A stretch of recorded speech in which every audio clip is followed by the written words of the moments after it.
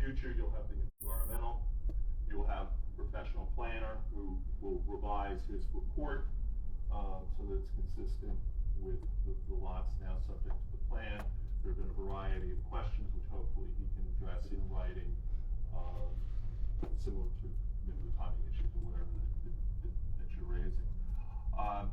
There also will be testimony from Jeffrey Otto, who is a real estate valuation expert.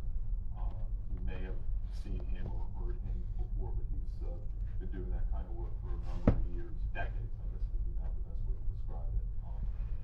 And that will be important in terms of understanding the need for the variance, the feasibility of the variance, going forward. So for tonight, we have Mr. Burrow back. What I'd like to do is finish the testimony with Mr. Burrow.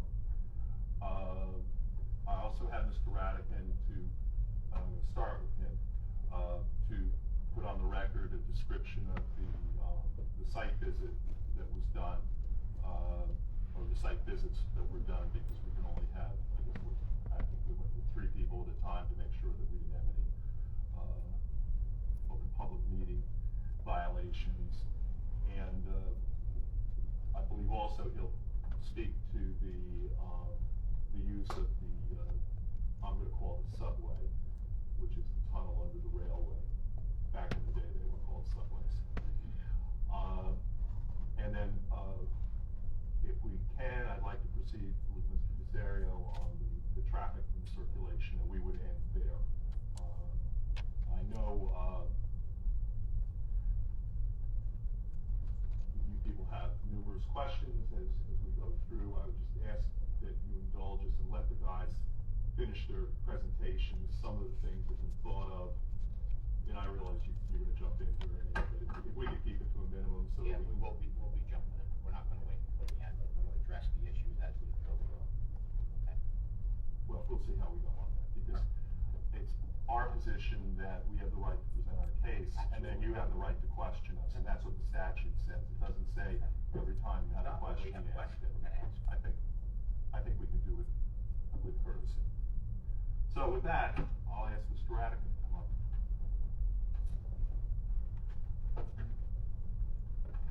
Mr. Radican, you remain on your own? Yes, I understand that.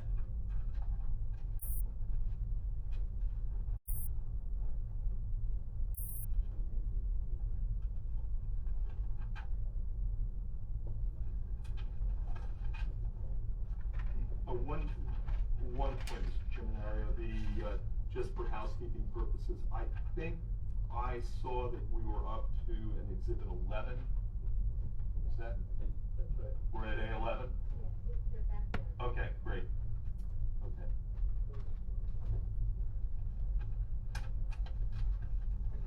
One second, I thought we were at 12. You know what? You're right. It's A12. A12 was the last one. Circulation, A13 would be the 1500, right? We'll double check that. I think that is correct. Okay. Well, no, it's my mistake.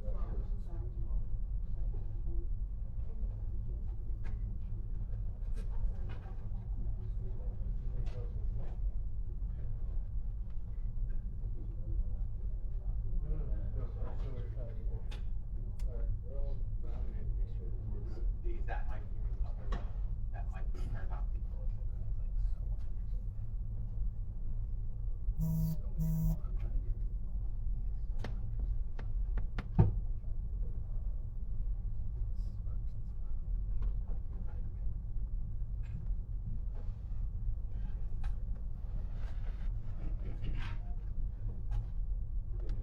These are the new exhibits for the. Right, I think we're marking the route on an aerial photo that was taken for the site visit as 813. Okay. And the label of that in the title box is Township of Roxbury Planning Board Site Visit Route, again being marked as A13, dated April 11, 2023. And this exhibit was prepared by Mr. Burrow? Well, I mean, I can say yes, prepared by Langen with my input. As the board knows, took most of the board members on a tour of the site, and I'll provide the dates in a moment. But we did the same tour on 3 different occasions, and this exhibit depicts the route that was taken. So why don't we start with the dates and the participants? Certainly. I'm going to consult my notes to make sure I get the names right. But the dates were, the first date was Tuesday, March 21st, and I guess the board can correct me if I'm either mispronouncing a name or if I get somebody wrong, but Vincent Riley, Jacqueline Vidiello, and William Ryan. That was the March 21st tour. The following day, Wednesday, March 22nd, John Wetzel, Amy Overman, and Michael Domenico. I'm sorry if I butchered that. And then on Monday the 27th, Mr. DeFilippo, Chairman Bouts, Mr. Data, and Mr. Stern, Russ Stern, also accompanied us on that day. So you can see it's self-evident, I think, on the exhibit, but for those who can't see it closely, we entered the site at the Hercules Road entrance. Took an immediate left turn in a westerly direction. Right here where I'm pointing to is about where we stopped on each occasion. Got the lay of the land, turned around, came down this road to the north, took this westerly route through the middle of the site where the general development will be, the commercial development. Ultimately went up through the existing driveway to Howard Boulevard, noting that the existing driveway will be closed and that a new proposed driveway will be very proximate to that on Howard Boulevard, but we did go up to near the end of the driveway, not quite to the end. Turn around, followed this route along the back of the site, passing the train station, and then came back through this area, stopped, I think in every instance stopped at the duck pond, which I'm indicating here, and then looked back around to the beginning. So that's the route we took. Okay. Could you also just speak to the plans with respect to the subway tunnel from the railway station? Right. So at the last meeting, I think it was Mr. Stern or perhaps a board member had suggested that in compliance with the GDP requirements, we consider a pedestrian link from there is, I think it's been described as a tunnel. I think you're using the term subway, but effectively it's just a walkway through the bottom of the rail station, used now for people needing to cross from one part of the station to the other, which we could link. We went out to the site, I personally and a colleague of mine and a representative of Langen went out to the site on another occasion, and we can absolutely connect from the train station to the internal circulation paths.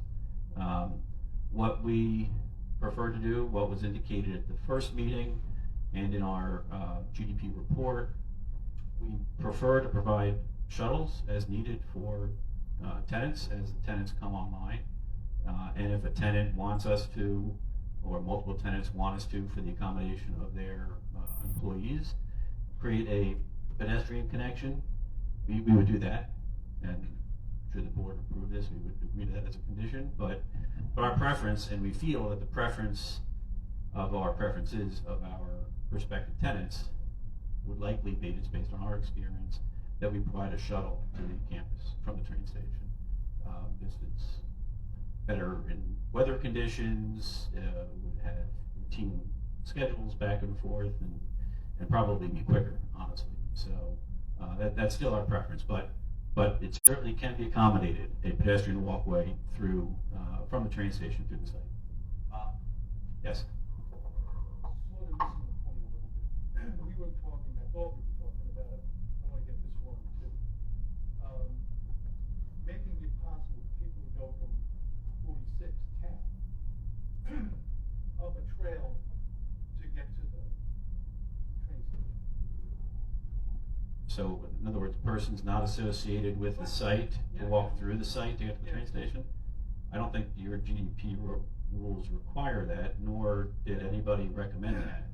I know Mr. Stern, at the first meeting, I think it was Mr. Stern, suggested that in compliance with the GDP requirements, that we provide pedestrian access from the train station for employees. This is the first I'm hearing of.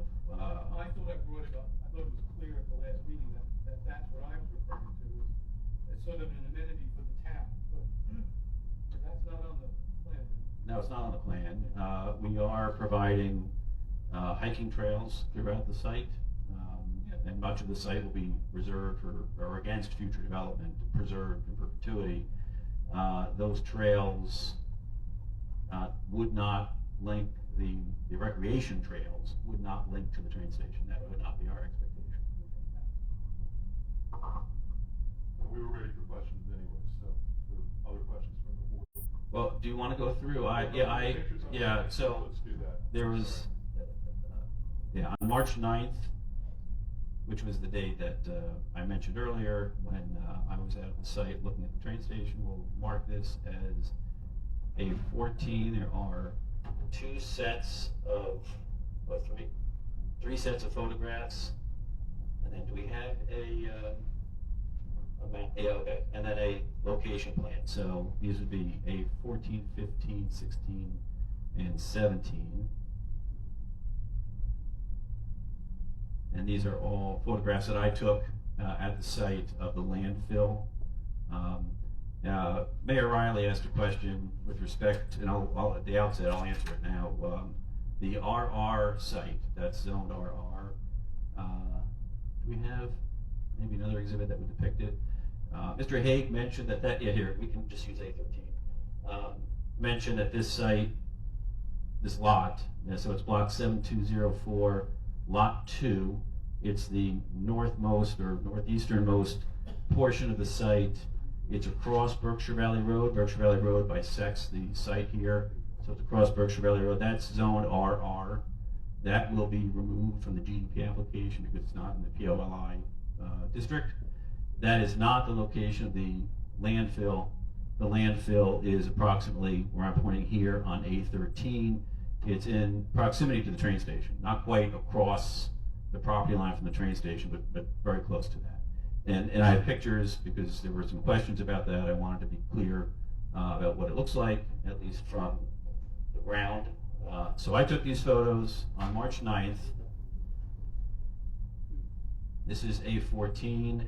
I'm going to show you, it might be hard to see both at the same time, but A17, so we can, thank you, Mr. Burrow. Can you see this? Is this, okay.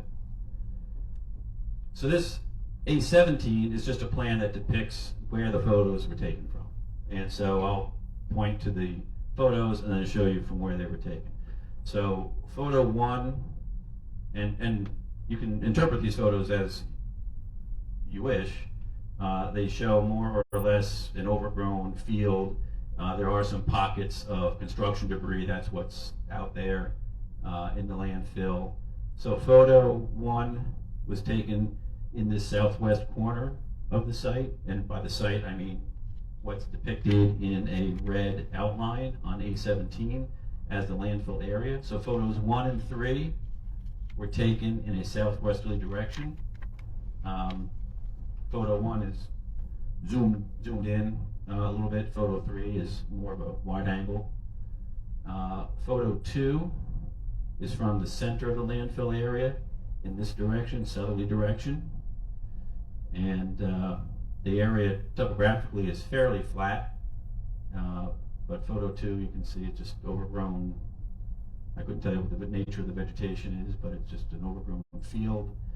Photo 4 depicts some construction debris, looked to me to be concrete. I will have testimony from a representative of Hercules to tell you exactly what's out there. Quite frankly, I'm not worried about the overgrowth, the overage. That means nothing. No, I just, We've had significant issues with the landfill in town here. not this landfill. I understand a different landfill. Right, yeah, I understand that. This landfill is strictly construction debris. My understanding was that was gypsum board that was an issue in the Fenimore landfill. None of that is here.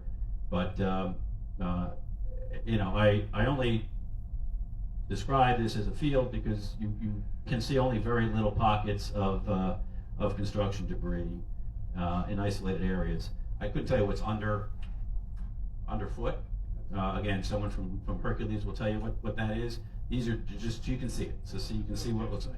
What's that? But there's no gypsum. Well, that's my understanding. Yeah, we'll have to let you ask those questions of the representative of Hercules. A lot of other things, just not gypsum. Well, a lot of other things, I think it's concrete and rebar and some brick. So, photo 4 is taken from the north end of the landfill area. I think we need to be careful about speculating what's on the site until you hear testimony about it. So A15 is the next photo board, photos 5 through 8. Photo 5, I zoomed in on an area of what is construction debris. Looks to me just to be concrete and some brick. 5 was taken from just outside the landfill area.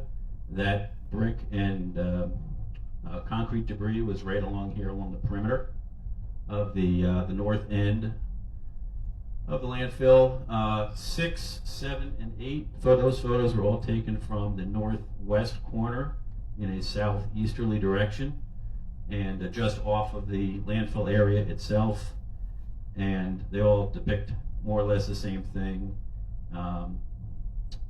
Photos 6 and 8 I kind of zoomed in a little bit. Photo 7 is more of a wide scale, and you can see the topography. It's relatively flat, no debris visible in those pictures. Again, there is debris out there, not suggesting there's not, but it's just visible only in isolated areas.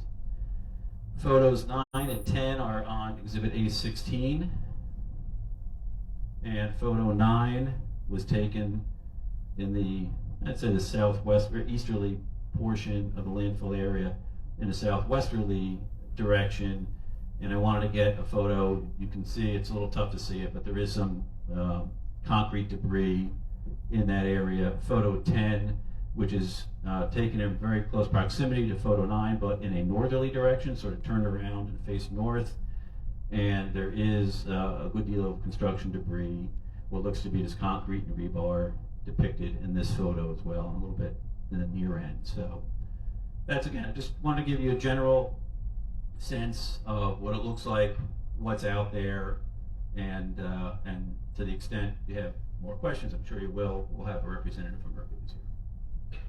Board members have any questions? Brown? Chapman? The only question I have, what Bob said, was there a reason why from the trail system we couldn't plan some access to that train station? Since it is on the outskirts of your property anyway? Well, we can. I mean, as I said earlier, we can. Well, actually, you know what? Here, A17 is a better view of the train station, and I'm pointing here right about where the arrow pointing to the municipal boundary is on A17. That's about where the walkway beneath the structure is located. So, I mean, first and foremost, we'd have to get, and I understand Langen has already reached out to New Jersey Transit to have that conversation with them. So we've asked Langen to do that. We would have to, of course, get New Jersey Transit permission to cross their property to get to the property line. It's not long. The property line is, you know, I eyeballed it at maybe 50 yards or so from the train station. And it's difficult to see, but the interior road at the most proximate point is right here where I'm pointing, kind of crosses under the box, the label box that says municipal boundary. So it's not very far to get from the train station to the interior walkway, and it can be done. We're not against that, us having We're not public come onto the actual site to Well, get access. the public at this location. Our intent was, if we were to do this at all, it would be at the request of tenants to provide access, pedestrian access for tenants whose employees may use the train station. The intent was not to make this accessible to the public at large. I thought we did discuss that as well about the public at large. We did. If that's the case, I misunderstood. When we talked about that, we talked about the sidewalk that we couldn't fit between That's correct. Howard Boulevard and the bridge. That's correct. So then we brought up about, what about using the top? And he said, well, there's no access, there's no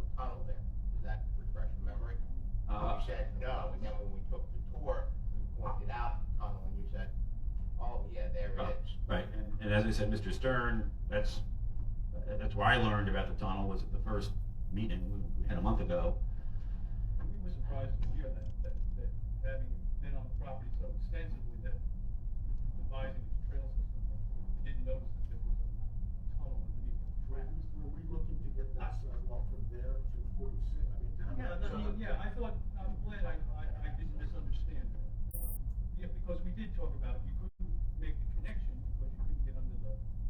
Howard Boulevard Under Howard extension. Boulevard, so. Right, that's, So how do we get You have this extensive interior road that goes from Route 46 right now to that place.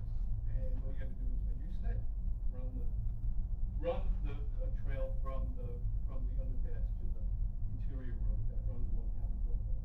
well, the concern, first and foremost, would be security for the commercial project. So, if this were open to the public, again, the public would have access to a trail system, that is sort of to the rear of the site. It really wouldn't be on, A17. We do have an exhibit that showed it, I don't know what number it is, Yeah, I but. don't wanna, I don't wanna bog us down with this. I hear that it's something that you don't wanna do, or you don't think it should be part of what you want to do. I get that. And just as long as we're clear that that's what we were talking about the last time. Well, I'll look at the GDP requirements. My thought, or I'm my, not thinking about it as a GDP requirement. Okay, yeah, I'm thinking about it as a way that the town would benefit in some way from. So, right, so Is- the statement was that you couldn't provide walking from there towards Howard Boulevard, on Howard Boulevard, to get past the train. right, because the railroad trail is. That was there, but we said, but there's access underneath there, and that's how we can provide it. So that was all stated, talked about, and addressed that way, and then we flipped through today, and it's like, well, we never discussed that, so we did, we need to get access, that if people don't want, if somebody's working there, they don't wanna get on the shuttle, they can actually walk to the train station. Yeah, again, what I believe the query to be at the first meeting was the question was about employees accessing the site, because I think that's what the GDP speaks to. And so that we would comply with. There's talk about connected to the trail system, which I completely understand. I'm talking about safety for people. There are lack of sidewalks along Howard Boulevard now. I know there would have to be some reconfiguration of Howard Boulevard itself if this plan were to move forward, with turning lanes, et cetera. But there's no reason we wouldn't be requesting a sidewalk along Howard Boulevard. Why couldn't we take a connection from there over to Howard Boulevard, not into your site, Parallel, and then downhill? like parallel with the thing. There's a sidewalk. Build something. Interior to the site, or I don't know that I follow the question. So if you can't get the site, I'm sorry. Odds are, if we're gonna move forward, we would request a sidewalk on Howard Boulevard for pedestrian traffic, just walkway, right? I'm just saying, because of the configuration of the train station, it's difficult for people to, physically walk along a sidewalk there. By offering the sidewalk from Howard Boulevard to that section of the train station, which is not very far, would give people the ability to walk over to there, come out the other side, and then pick up over into Mount Arthur. So you're talking about a sidewalk parallel to the railway? Yeah, from all across the front, all down Howard Boulevard, get up to the trestle, but we can't widen that trestle. Bang a hard right, parallel with the train station, with the tracks, up to the existing tunnel. Make a left through the tunnel, access transit property, they walk down transit property, back to the sidewalks. That's still in Roxbury, but seems to be on the Mount Arlington side. We can look into that. Yeah, I can tell you we did not look into that option. I don't know from an engineering standpoint or what topography is, but we can look into that. And that would be subject to transit. I mean, the sidewalk, it sounds like what you're referring to would be on. With that, also gives, again, with transit, Langen is making that approach, that if people are using, and we're providing a shuttle, if someone don't wanna get on a shuttle, they just wanna walk, because the time frame that they get off work to the train that runs could be a half hour, so they wanna walk down there. That, those are people that are gonna be using the transit site as well, so it's open public access, so it seems to be making common sense. I'm not sure, again, I'm not sure I follow that. The shuttle would be for employees. If I leave and I don't wanna get on the shuttle. If you leave, if And I you're, have 40 minutes before the train takes off, I wanna walk up the path, walk Sure. out, get to the sidewalk on Howard Boulevard, and walk towards the train station. Get on the train at 6 o'clock and go home. if our tenants request that, if they think that's, prudent, then we would do that. But again, notwithstanding that, we'll look into what you're suggesting. I don't, you know, that sounds like it could be done, I just I don't know. thought we were talking about that all along. No, You said there was no access underneath from the Hercules side, and you're saying, yeah, there is, and then we pointed it out. I thought that's what we were talking about from day one. Yeah, no, we were, And so we're just getting clarity here, because the clarity got yeah, misconstrued, so Right. I wanna just be clear on, Yeah. how we're looking to accomplish that, what our requirements would be, and how Lang can get in touch with transit to make that happen. okay. Thank you. Well, Mr. Rivera may be able to talk to efforts, in the last few weeks to reach out to transit, but, yeah, we will look into that option. The sidewalk that you're describing more or less parallel to the railway. Excuse me, you mentioned the shuttle service. Is this something that you provide, or is it something that is provided by the tenant, the No, unknown tenant? We would provide it. So if a tenant asked us to provide it, and we're getting ahead of ourselves in terms of marketing, but we would probably market this as a project for which we would provide that service as a tenant amenity if the tenants require it or request it. Okay.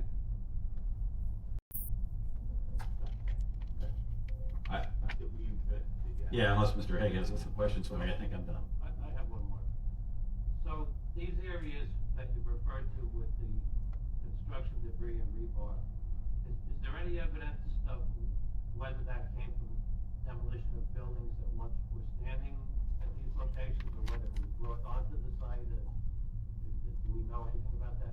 I can tell you my understanding, but it's gonna be subject to the actual testimony from a Hercules representative. My understanding is that that material is from the site, that there were buildings that were demolished and the material was ultimately brought to that location, and I believe it's been tested, and it's just fairly standard construction debris.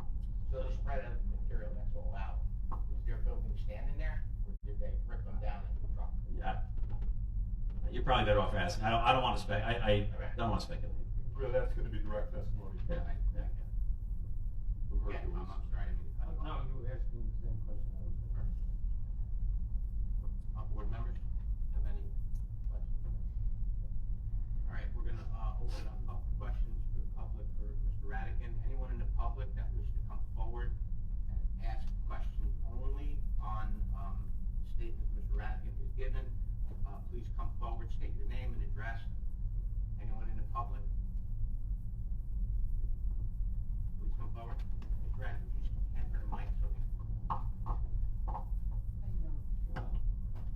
Hi, Andrea Van Benscoten, 25 Drake Lane, 45 Drake Lane? 25. Could you please spell your last name? No. V is in Victor, A, N is in Nancy, B is in boy, E, N is in Nancy, S is in Scott, C, H, O, T is in Tom, E, N is in Nancy. Yes, I know that. Go ahead. You only sort of touched on it.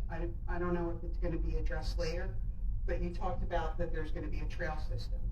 And I know we're supposed to get an environmental person here to answer questions about that.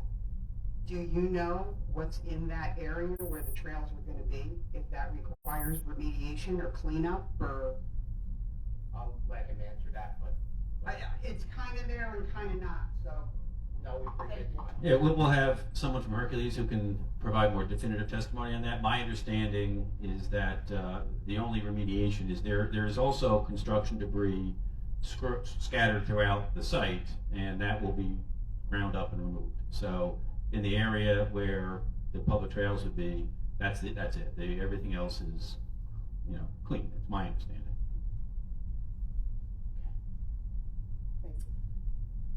So on our tour, we talked about the condition of where some of those trails would be, and we had a,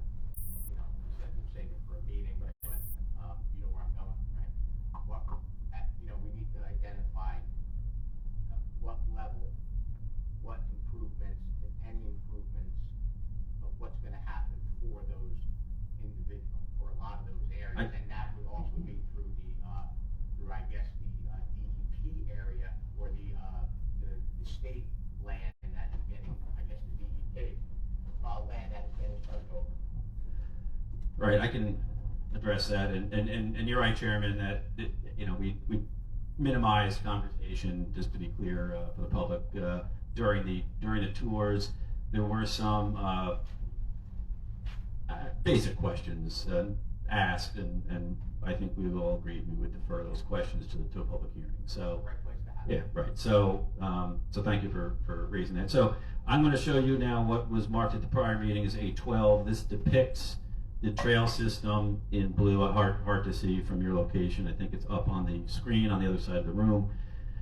And I'll just quickly repeat what I said at the last meeting about where it goes and just to set the context. The entrance would be off of Hercules Road. There'd be a little parking area off of Hercules Road. There's a parking area there now. That would be cleaned up and made available to the public. Because we don't want the public in the vicinity of the commercial buildings, just given the trucks and traffic and honestly security for the tenants, the trail system would start at the entrance off of Hercules Road and come around this ridge along Berkshire Valley Road. If you drive on Berkshire Valley Road, you can see now that there's an internal loop road at that location. So that would be the trail to get you into the site, and then the trail would meander all through this area on the north end of the site, around the duck pond. You probably put a couple of benches or something. You have duck pond. It's a nice, pretty location. We're not touching that. That would be available to the public. But the roads, we traveled some of them. We didn't travel that entire network. But some of these roads are old asphalt roads. Some are more sort of dirt and gravel roads. The dirt gravel roads we would not pave. The areas that are paved, we would clean up, remove any debris that's on the roads, remove, to the extent we can, weeds, and just make them passable. They would not be available for vehicles. This is just for walking, really. And so we just want to make sure they're safe for the public, and we would clean them up and, as I said, remove any debris that's on them. So, could you please identify the duck pond on the. Sure. It's this big, I don't know, I guess it's yellow-greenish area. Public, if that's that Yeah, area right there. yeah, that's correct. That's all duck pond right there. Thank you. So the areas in that color are regulated wetlands or open waters, and just because they're that color doesn't mean it's an open water. It just means it's a wetland that gets wet and retains water after certain rain events. But this is the biggest of the open water areas, the duck pond. And I know I had questions about duck pond, the rumors that I've heard, so we're gonna wait for the other people come in so we can ask those questions. Yeah, I think a representative from Hercules would be the best person to ask those questions. Will anyone in the public left that has any questions for Mr. Radkin on those topics? I have one more. State your name again, please, Andrew. Andrew Van 25 Drake Lane. Where on the map is the headwater of the Raritan River? Do you know that? Because that's Testify to that. That's really an engineering question.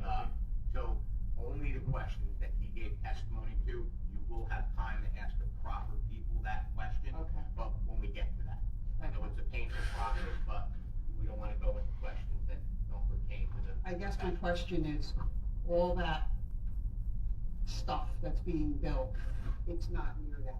That's my question. I Yes, guess. that'll be a question for another time, or a portion of that will be for the engineer, if I understand where you're going, okay? So when Mr. Burrow comes back up, I'll reopen that to the public at that time. Thank you for your comment. Thank you. Anyone else in the public? Hearing none, closed public. Board members have any additional questions? Hearing none. Okay, well, we'll go right to Mr. Burrow, and he will continue his presentation. Thank you, Mr. Radkin. And he remains sworn. Okay?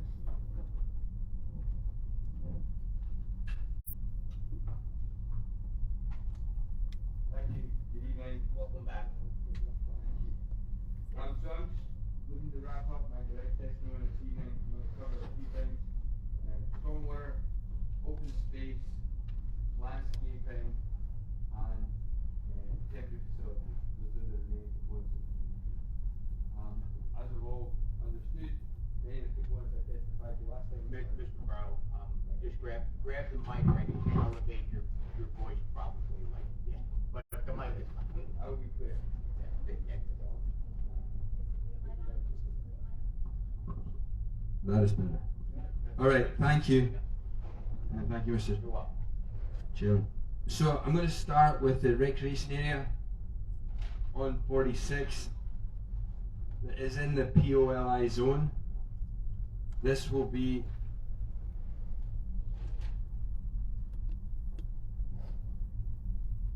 Exhibit A18.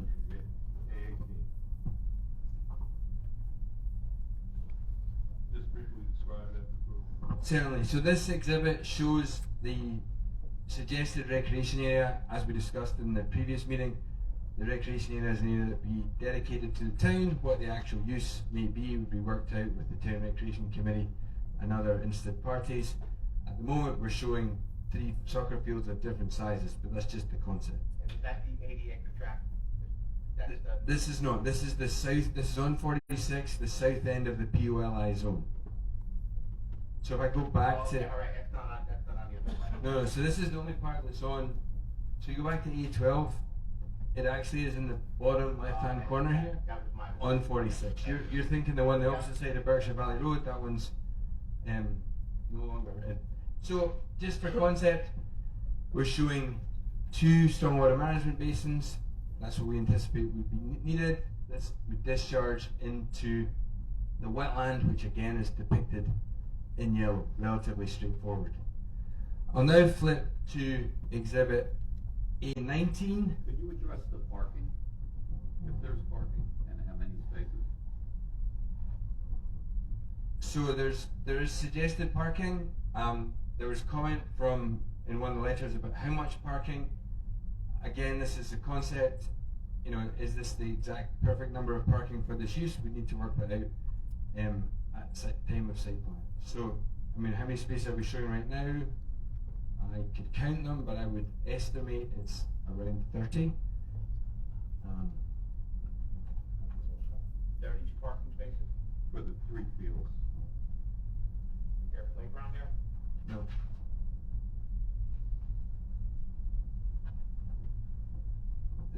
Yeah, so this is just a concept. Like I said, as this area is programmed, we have the actual number of parking that may or may not be needed. So it's an estimate.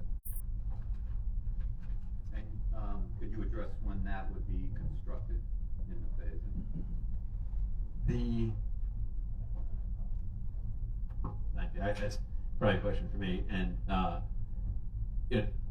just to be clear, and I think this was part of what was discussed in the prologue to the presentation tonight, but this is not, we have a site plan application, it's already been filed, it's pending, it's complete for the commercial. We would file, if the GDP is approved, a separate site plan for that, for the recreation facility on Route 46, and that's when it all would be engineered, and we'd be willing to build that at some point after we've built out some of the commercial projects. So that's something we can discuss with the board or the professionals. Because you've engineered all the buildings and those parking lots, and you have all those plans. I just didn't see any engineered drawings for that. We didn't submit a site plan. We would do that again. If the GDP gets approved, we would file that, and then we would agree to build it at some point before full build out of the commercial enterprise. I agree. But just give it a back overview, finish up your overview on that, and we can move on. I'm done here. Oh, good. So stormwater, that was got mixed up, sorry. So stormwater on the main site, as Mr. Stern alluded to, we completed a pretty significant design effort on the main site. So we show 56 stormwater management BMPs in compliance with the current state and local regulations. We are upstream of a category 1 water, which means that we have to do 95% TSS removal, which is the strictest standard in the state. We also comply with water quantity and groundwater recharge requirements. This design concept that's shown here has been approved by Morris County Soil Conservation District. We also have an active application in front of New Jersey DEP. So as that progresses, and we expect to gain their approval. Mr. Ferreira, your board engineer, has deferred all of his comments on the stormwater management until site plan. So I'll just give you the overview. Essentially, we are not able to discharge any more than 2.5 acres of vehicle paved surface or asphalt to any one individual part of the system. That's what causes us to have 56 basins. So these treat the water, they allow it to infiltrate into the ground, and then any water in a more extreme rain event is detained before it's discharged to the stream that runs through the site. I think to answer the lady from Drake Lane's question, I'm not going to try and pronounce her name. Alright, I'll go. Scots, we can't pronounce Dutch names, what's wrong? Andrea van Beschoten. That's pretty close. Okay, a bit of Scottish on my Dutch. So, Mrs. Van Beschoten's question was, where does this stream go? There's a stream that goes through the site. It originates under Route 80 and under railroad tracks, largely coincidental with the wetland area, and then it comes in a pipe through the development area that is going to be redeveloped, and then that pipe discharges at the bottom end of our site, just upstream of the existing wastewater treatment plant. And we're going to mirror a lot of the existing hydraulics. We're going to have a pipe that is a similar size, and then we're going to create a channel, a grass channel at the surface, which will also allow for conveyance of the stormwater when it exceeds the capacity of the pipe. That is all under the flood hazard rules, which are under our applications with the DEP. So that's stormwater. Mr. Burrows, before we move on, Yeah. it would probably be a good time to try and answer the question that our friend asked. Well, I'm sorry, I thought I did. That was Where's this? back of the headwater, Where's this? location of the headwater. Well, the headwaters come in under 80. They go underground approximately where our four-way intersection is. There's an existing pipe which goes from this intersection down to the intersection between buildings 1 and 3, 2 and 3 rather, and it discharges to the open water course at that point. So it's an open stream upstream of development, it's an open stream downstream of development. Under the area that was developed, it's been remediated, it is piped, and in our project, that same section is piped. So I hope that answers your question. Yeah. How many, I'm sorry, how many basins did you say there were? 56. 56 basins. So the question I had, and this was something I was starting to get through last meeting, but it was going to be for you, I guess, and the LSRP. There were 56 basins, and then we talked about the capping.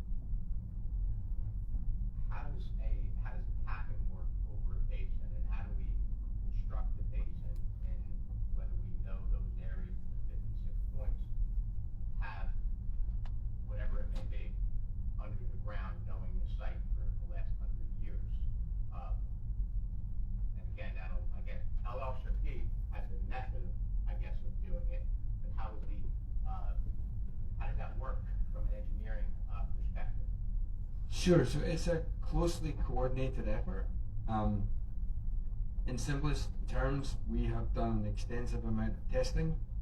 Some of that testing is for environmental contaminants, some of it's for soil I properties. just want to pause here.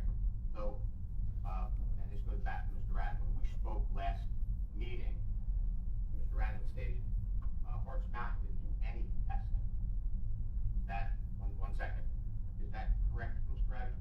Well, my understanding is that we had 90 testing for soils, like, for the soil, I don't know the right terminology, but to see what the nature of the soils is, how they function, et cetera. But as far as That's for drainage. Yes. But as far as remediation, I don't know that we did anything. I think we relied on all of Hercules' work for seeing what kind of contaminants might be in the property. Okay, so in all those 56 areas and all the drains, did Harts Mountain, or did you guys gather the paperwork from Hercules to know what's in that ground, or if it was dirty at one time, or cleaned, or remediated? Because like, then, as you've seen it, we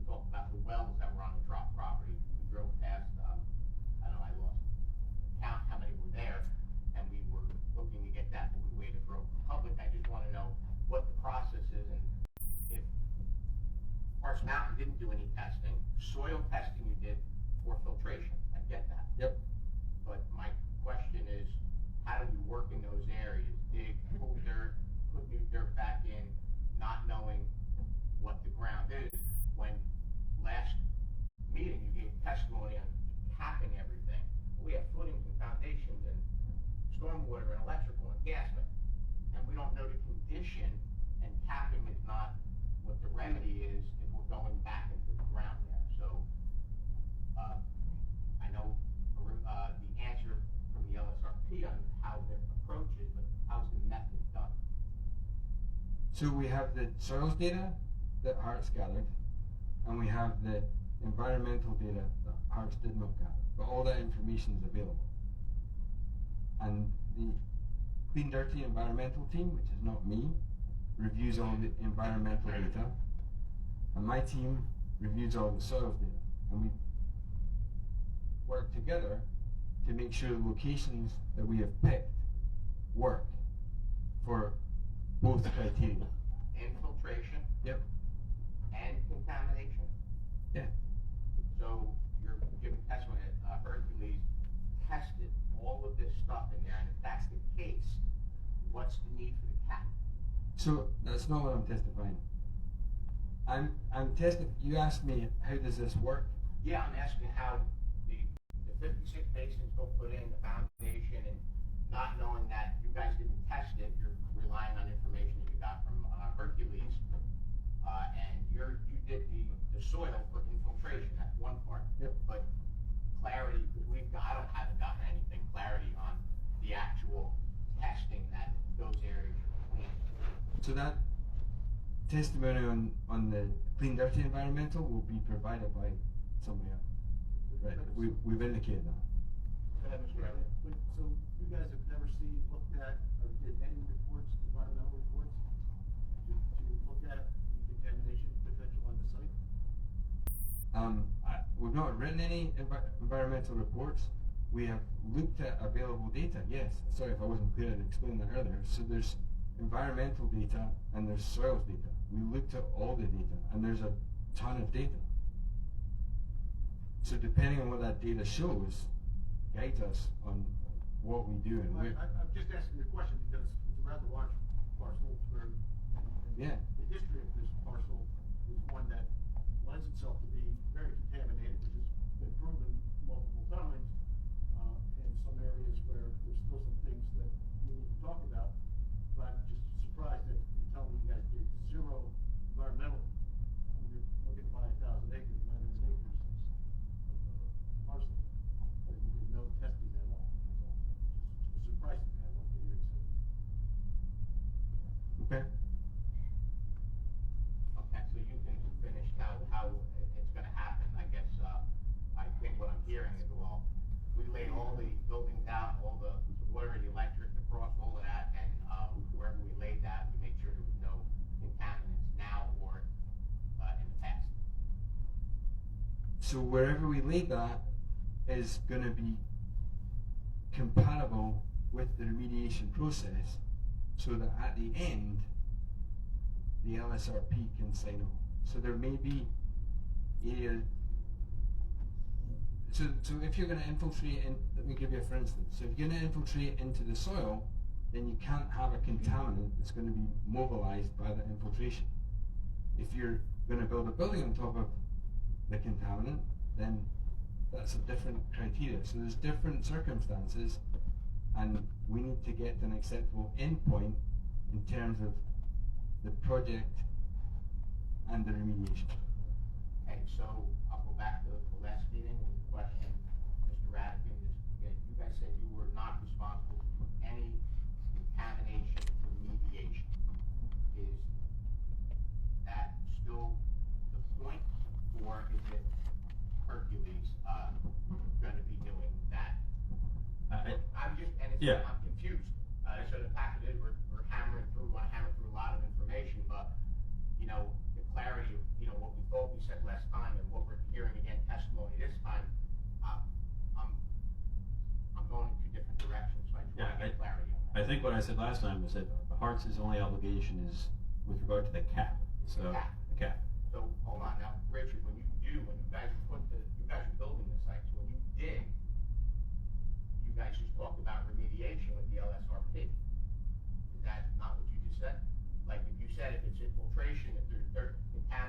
whether or not you don't know that, there's a process to that. So you guys will be doing that? I'm just trying to understand who's building what, who's responsible for what, where you start, where they stop, because they're doing some of the cleanup, I'm confused. I think you're probably gonna have to ask Hercules' representative what exactly they're doing, but our obligation is to cap whatever. Yeah, but you're not capping infiltration bases, right? You're not capping, Paul, help me out here, maybe I'm explaining it wrong, I'm just I think there's a lot of talking past each other that's going on here. There are certain processes where sites are capped. There are certain areas where you can and cannot recharge. You can't recharge to a contaminated area. You can build a building on a contaminated area where the building itself and its foundation becomes the cap. You can put utilities through contaminated areas, but what you need to do is excavate out what is called a clean trench, and then the utilities go through that trench, and the area around it is segregated through a variety of different means. I'm sure the LSRP will get into this, but I have experience with doing this on sites where the site was contaminated. It turned out that it was contaminated enough that there couldn't be any recharge, but the LSRP came up with a program where parts of the building foundation, parts of the asphalt became the cap over the soil that was not cleaned up. By cleaned up, I mean it wasn't, washed and made edible, for lack of a better term. But there were areas where utilities had to be done, and light poles needed to be installed, conduits, landscaping, and all that required those areas to be excavated out, that material to be transported away or cleaned, and then clean fill put in those areas. And then once all that surface improvement was done, you had a capped site. And for example, areas of topsoil might have, and I don't know what the depth is, there might be 6 or 8 or 18 inches of soil, and underneath that you would have a buried plastic mesh. So if somebody excavated down and hit that mesh, it would be in part of the deed notice that would say, if you hit that mesh, you have to stop, because going any further would violate the cap on the contaminated area. And that's probably more than. Is that the bleeding hole from the sides as well? I'm sorry? Is that the bleeding from the sides as well? You mesh the sides as well? You would on a trench, yes. On a trench, you Yeah. have to mesh the sides as well? Yeah. Okay. So Paul, with that perfect explanation, so is Hart's Mountain responsible for that, or is that something that Hercules is doing for you? My understanding under the contract is it is the obligation of Hercules to remove all of that material. Now, I also think this site was designed in an effort to avoid that, in other words, avoid areas of concern where there is dirty dirt, and not put our utilities through there, not put the basins there. But I don't know if there might be some overlap in particular locations where Hercules will have to clean it up. Yeah. And then the question was with the wells as well, who's responsible, how long, was there escrow, are they still showing issues, or again, I know I can't answer any of that. I don't know the answer to that. Hercules, but I'm just trying to understand the process. Paul, that was a perfect explanation, thank you for that. So I'm just trying to be clear on how we're trying to move this forward. So, again, my understanding, and we'll clarify it when someone from Hercules testifies at the next meeting, is that the areas that Mr. Ferrero described are minimal, and to the extent there is an area of concern where there is either a basin or a utility line, that'll be cleaned up by Hercules. No, I was just add on to that, because, a lot of these things, whatever might be in there, I have no idea. A lot of those things migrate, as we were saying, in other elsewhere, so I guess we need just a better understanding. Yeah, I agree, and this is not the time, but I guess we're over talking or crossing each other in our comment. I just want to get clarity of what it was, because last time you said you guys weren't doing anything, and now it's coming clear that you're gonna be responsible for getting rid of it there, so it's gonna be a cohabited obligation, is what I'm betting, and that's what's in the contract. So it's a little bit more clear. Mr. Burrows, you can continue. I have a question. Mr. Gemini, go ahead. So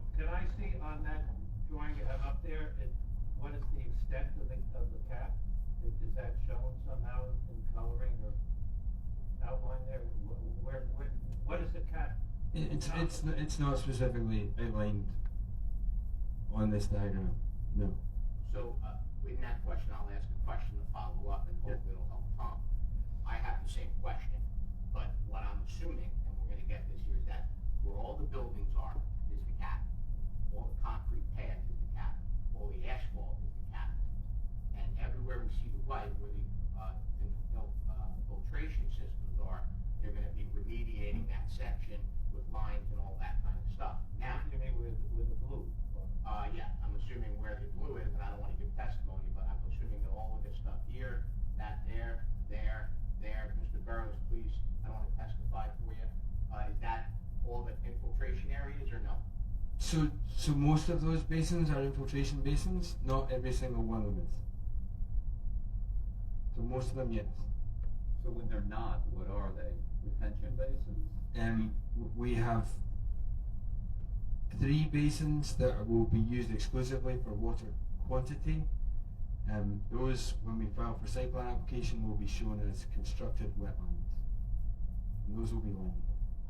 Okay. So the next question where I think Tom was going, which I would also like to answer, is outside of that cap, how do we know what may be still contaminated or not that's on your plot? You're saying that there's enough data, enough research, enough wells, over the past, I guess, 30 years or 100 years, that is going to give us clarity when you guys decide to release the documents to us.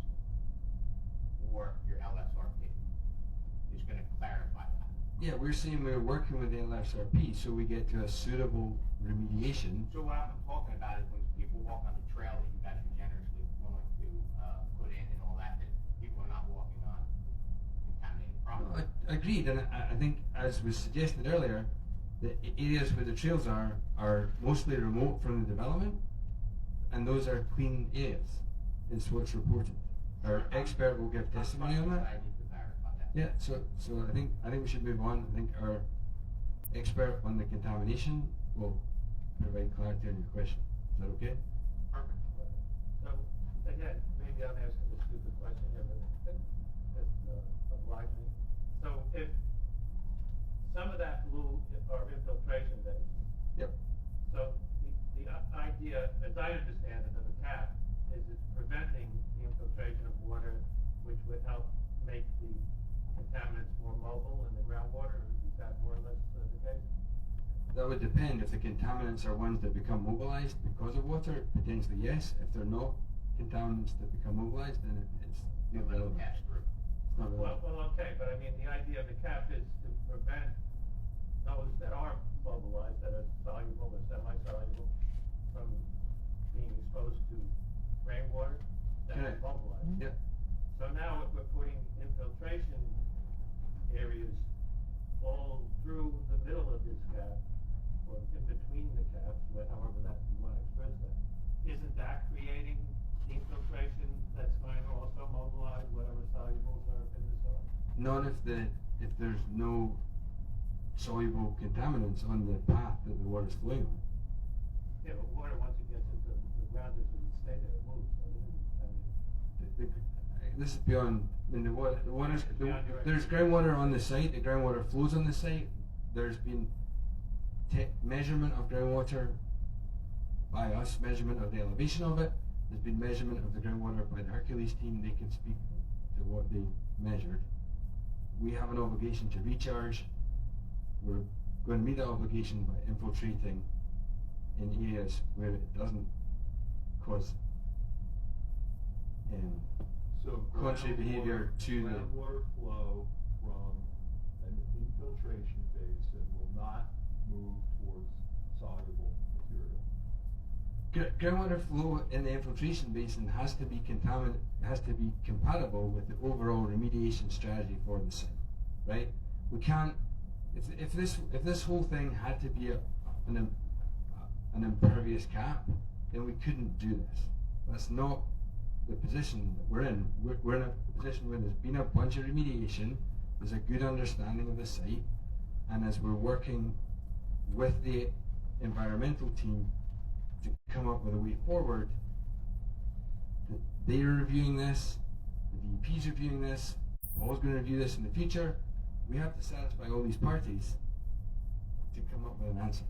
So, And Mr. that's what we're Rosen, doing. is this subject to change if all your professionals, this is just your quick blush of what you're trying to do, so we can move past the DEP here, or is this exactly what it is? This is it, this is the final resting place, everybody has signed off on this is good to go, you're just waiting for DEP blessing? So the Morris County Soil Conservation District has signed off on this. DEP has not signed off on this. We would need to get their sign off, and when we come for planning board, then the town would have a review then. Okay, Bob? Just quickly, so this is like a huge gamble with you guys, right? In other words, if, let's say they don't meet all of those, 5 points, they don't satisfy the remediation program, they can't remediate. That's why you're reluctant to talk about it, right? Because it's not your job to remediate the property. You're taking over the property once it's been remediated. Yeah, I'm not at all reluctant to talk about it. I've answered all your questions, frankly. The reality is, well, let me answer the question. No, You know, don't dismiss what I said. You have You said I was refused reluctant to to talk talk about it. about the environmental cleanup, and I get why. I have not refused. I think that's a mischaracterization of my testimony. Okay. I have answered to the best of my ability. I'm not an expert in environmental matters. I told you we are bringing in a representative of Hercules. He will answer these questions. I'm a lawyer. I'm a land use attorney. There's really no reason to be contentious. I'm not contentious, sir. I'm answering your question. All right. We'll go All right, on. you accuse me of being elusive, and that's completely false. The reality is, we have been working with Hercules for about 3 years now, routine conference calls, looked at their data. We are confident this is not a gamble, not one of undue risk. We have a high level of confidence that Hercules will complete the remediation. We have a high level of confidence that this site will not either be, or the project won't be undermined by the contamination on the site. We have a high level of confidence that DEP will approve this fully engineered layout. This was provided to you with the site plan application. So to answer the question, is this subject to change? Well, maybe if DEP requires it, but this has been fully engineered with a lot of input from Hercules, with our own input from our environmental team. But, and as I said, I'm repeating myself now, we make great pains to try to avoid any areas where there is known contamination. And that known contamination will be cleaned up by Hercules. So I've answered those questions. So outside the cap, Mr. Raskin, while you're still here, outside the cap and outside those infiltrations, this is gonna go back to Hercules' professionals, of where, you're not capping the, wooded area. There's been buildings that have been taken down there, 40 years ago, that's 45 years ago. The trees are big, trees grow, now what are we doing in those areas? How am I gonna get clarity of that those areas are clean for walking trails besides the cap, besides the infiltration? Explain to me, get me on the page that's telling me all that other spot. It's not like it was last week they closed up I have people that did work over there 40 years ago, back in the 90s. So, we're here in 2023. Has that testing been throughout the entire site? I asked that question last time too. And, if Hercules did it, that information should be coming forward, or a memo or a letter or something. And I'm sitting here like I got an 8-foot pry bar trying to pry it out just to get clarity so I understand how we're trying to move forward. Right, and we're trying to provide the clarity as best we can. Someone from Hercules will testify to that. It's beyond my capacity to answer questions about what is where. I'm answering to the best of my ability, but our understanding, well, certainly contractually, anything beyond our footprint is a responsibility of Hercules. So Again, that's great information. Right, so our next portion is over there, all the walking trails which may be outside your footprint. That's information that the board is looking for, so we can have open conversation. and it's the best person to answer those questions is Representative I think Hercules. that's where Bob was going, that we're just trying to understand this huge scope, huge parcel of land, there's multiple people involved, there's cleanup, Berkeley, you guys, so, just. Yeah, look, we're trying to present the project first, so you understand the parameters of what we're proposing. Get it? And we said from the outset, we're gonna bring someone from Hercules to talk about these details. You're gonna But, bring the LSRP too, right? no, we're bringing a representative of Hercules who's been on the site. And an LSRP, you talked about bringing last time. No, we did not say we would bring an LSRP. We're bringing a representative from Hercules who's been on the site for 35 years. I believe one of your documents referenced a Langen LSRP. Yeah, Mr. Burrow stated it last. There is an LSRP from Langen. We're not presenting that testimony. We thought the best testimony would be from a gentleman who's been working on the site for 35 years as opposed to someone who's been working on it for 2 But years. he's not a qualified LSRP, he doesn't make the decision with the DEP. Is that still Langen's position, they're going to take care of that? You guys are using Langen's LSRP? Well, Hercules is using LSRP, our LSRP from Langen. We also have an LSRP on our team from Langen. But we're bringing a gentleman, Ed Meeks, who's been, I think, many of you know Ed Meeks. He's been working on the site for, I think, about 35 years and has a lot of intimate knowledge about the site, its history, the contamination, what's where, and how it's going to be remediated. Mr. Chairman, if I could, I understand that Mr. Meeks may be a great witness for historical context and what went where, but I think it's pretty clear that the board is asking some technical questions that I'm not sure he would be qualified to answer. So I think you should really consider the questions that the board is asking, and is Mr. Meeks going to be able to answer some of these questions about the technical aspects relative to the capping and what needs to be done in what different areas. I gave some generalized comments before based on my experience on another site. I'm not an LSRP. I don't know what's going on in this site. I would strongly recommend that you bring somebody with the technical knowledge to be able to answer these questions, or we're going to have the same discourse again and again and again. Which I don't want to do. I don't understand why you don't bring the LSRP. We had a communication with Hercules. They felt, and we agreed, that the gentleman I just mentioned is the best witness because he knows the history of the site better than any LSRP does. But he doesn't know the remediation protocol. He's not licensed for the remediation protocol. He understands the nature of the remediation. And if his testimony is insufficient, we would take under advisement the request. I made that point.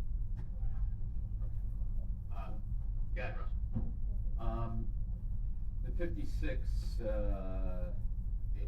56 basins, it's a considerable feature on the site plan.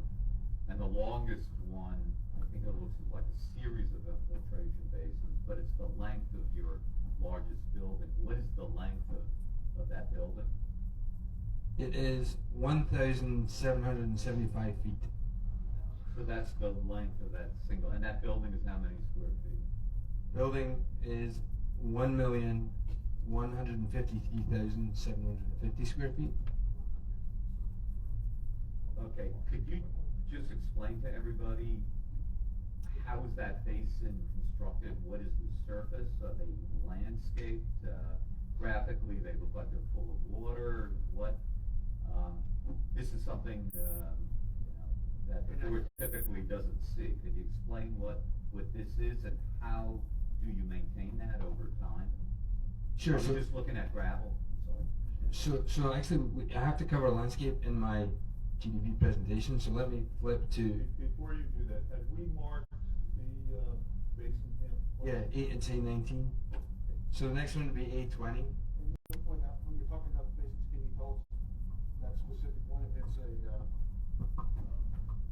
detention or infiltration? Okay, so A20 is an exhibit, conceptual landscape area. It shows in broad terms landscaping is going to be next to the buildings. And Mr. Stern asked some very specific questions about the different basins. This is detailed in our application to DEP. I believe some of it's detailed in the site plan application, but not much of it's detailed in this general development plan. The long basins parallel to the large building, which would be these 6 basins immediately next to the truck court on the west side of the building. The two basins further west of that, one's short, one's long. The smaller ones are all small scale infiltration basins. They are there to provide water quality and quantity. They do that by infiltration. There's so many of them because each individual feature can't take more than 2.5 acres. We have obviously a considerable amount of impervious surface. The longer basin is a large scale infiltration basin. It's another feature in the DEP's BMP manual. It just performs a slightly different purpose, providing more water quantity. The other large scale infiltration basins on the site are this basin that is sort of rectangular to the west of building 1, and then the rectangular basin to the south of building 2. Those are also large scale infiltration basins. So in terms of the landscaping, the bottom has to be able to infiltrate, so it will be has to be maintained. Over time sediment accumulates there, it has to be cleaned out, that is monitored. There's a stormwater maintenance plan that is recorded with the deed of the property should we gain approval from New Jersey DEP that describes all of this in detail. Is it stone, grass, rock, what, or you haven't gotten there yet? Sand? It's mostly going to be the naturally occurring sand that is present on the site. So we've designed them to mostly coincide with the elevation of the sand. Sometimes we'll have to excavate down to get to the sand and backfill it back up. But yeah, that's what it would be. Russ, does that answer your question? Yeah. Okay. So just in terms of the other landscaping items on A20, very simplistic. You can see we actually call out the landscape with the BMP areas slightly differently because it will be specific. The 3 basins, one to the east of building 5, one to the south of building 3, the long skinny one, and then to the southwest of building 2, those are going to be constructed wetlands. They'll look like ponds with more planting. There won't be sand. So there'll either be a wet pond, there'll be a high marsh area, which is a depth of water that's around about 1 foot, and a low marsh area, which is a depth of water about 6 inches. Those will have plantings. Again, there'll be a maintenance program. In simple terms, the maintenance will be just checking it's not covered in litter, and then periodically there'll be maintenance of the vegetation. In terms of the other landscaping, there's lawn areas, generally around the office entrances, and there's shrubs and trees around the parking lots and side driveways. We show a very simple concept for the recreation area, which has shrubs and trees around the parking lot, and lawn areas around the fields. The last thing, questions on that, we're good. Yeah, the landscape, What? we're far from that. But Yeah, there's a lot of we have detail, the overview. but I've got to write the overview in the GDP. So the last thing I want to cover is, actually second last thing, is open space. So there's very clear open space requirements in your ordinance. We have this would be A21, sorry, yeah, titled Open Space Plan.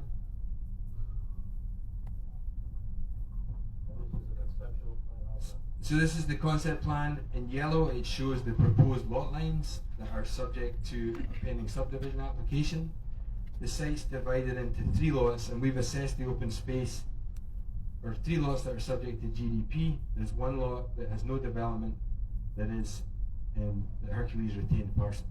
So the parcel that's hashed in blue on the west, fronting Howard Boulevard, is the Hercules retained parcel. There's no development proposed on that as part of this application. The remaining parcels, the open space, so lot A is the primary development parcel where the warehouses are going to be built. That lot is 60% open space versus a standard of 25. We have to provide more than 25. And we use a very conservative definition of open space because it's not defined in your ordinance. We counted every bit of building or pavement to be not open space. Then in the landfill lot, which is the lot that is partially in Roxbury, partially in Mount Arlington, and the portion in Roxbury, actually the site as a total, that one is 89% open space. And then you've got the remaining parcel, which is the open space lot, and not surprisingly, it's open space. So that would be the parcel along Berkshire Valley Road. There's only trail development. If we subtract the trails from the open space, that gets 96%. So all these are in compliance with the open space requirements of the GDP. So, Mr. Burrows, but and this is all the DEP, all this area here is the DEP that is going to the DEP? So that area is going to be subject to, I believe, a deed restriction in favor of the DEP, yes. Yes, and through this section over here, we have easements and stuff for utilities and all that stuff that goes through there? Correct. Okay, so, your portion of land is just right here, that you're looking to keep. This is the Hercules site, and you're retaining up to here. Correct. Can you just point all that out for the board so we understand that? And and this is that spot here. That was the dump, is that correct? So, I'll go one thing. Yeah. So first of all, the easternmost lot is the open space parcel that is going to be restricted to open space only via deed restriction to New Jersey DEP. There are utilities on that lot. The utilities on that lot today, and there's a railroad easement on that lot that's there today. So those reservations are going to stay in place, but there's nothing being built there. So do you retain that lot, and it has, I don't know, a conservation easement, or does that actually go to the DEP and come off the tax roll? That's, you're talking about this, The lot that goes to the DEP. right, so it's some moving parts. It's ultimately going to go to DEP in an easement to be preserved for perpetuity. They will have a right to acquire it in fee as well, but whether is it just a function of the timing when we ultimately close and buy the property versus when that's dedicated to DEP. We might take it and then dedicate it to DEP if we close with Hercules first, or Hercules, it's just sort of a three-way agreement. Hercules may end up giving it to DEP if DEP's ready to take it before we have an opportunity to buy it. Ultimately, it's, again, whether it's us or Hercules, it will be dedicated for preservation and perpetuity with an easement to DEP. And did that come off the tax roll once the DEP takes it, or? You probably have to talk to your tax assessor about that, but I suspect it does. Yeah. Bob? Did I understand that agreement has been in place for a very long time, giving it to the DEP? There's no agreement in place now. It's been negotiated. It's been under negotiations with DEP for a few years. And then I'll clarify, because I think there's also a question, but anything that goes beyond the footprint of what we're proposing to develop would also be, Arts is buying it. That includes this parcel here, what we refer to, where the landfill is. We'll ultimately close title on that. We'll preserve that against future development. And anything beyond this footprint of our project in what we call the development parcel, we would be willing to talk to the town whether, we'll preserve it against future development, but whether the town wants an easement or, we're willing to work with the town on that, but we're committing to preserving that against future development. Mr. Riley? Quite frankly, most of these, nothing to this size, but when we have situations, especially when we have wetlands, steep slopes and everything that we do along the eastern part of this property, we probably would have asked for or required an easement anyway for that part. But I have a question for our attorney. If they're parceling out the piece that's gonna stay with Hercules, how does that fit into the GDP? That would be this piece here, right, Jim, you're requesting, and But that's, also the northerly landfill was, again, this is what, a couple hundred acres, this one, right? Yeah, this one here, and Rush, you're talking this one here? approximately 18 acres. So the answer to your question is that the Hercules, that southerly, I think it's called Lot B. Well, okay. Yeah, that Hercules lot is not part of the GDP. It's not part of our application. Yeah, it's not part of your GDP application, not part of your site plan application. That's correct. So, with the DEP, I thought it was supposed to cover the entire state. First of all, second of all, the dump part, I think I mentioned this in the last meeting. Landfill, very concerned about having that isolated out. I don't understand the guarantees we have with that being handled properly. We're not gonna deal with another Fenimore minus the, treatment. So, Mr. Radigan, maybe contractually, how does that progress from turning over the DEP process, the track that you're obtaining, and we'll call the dump site?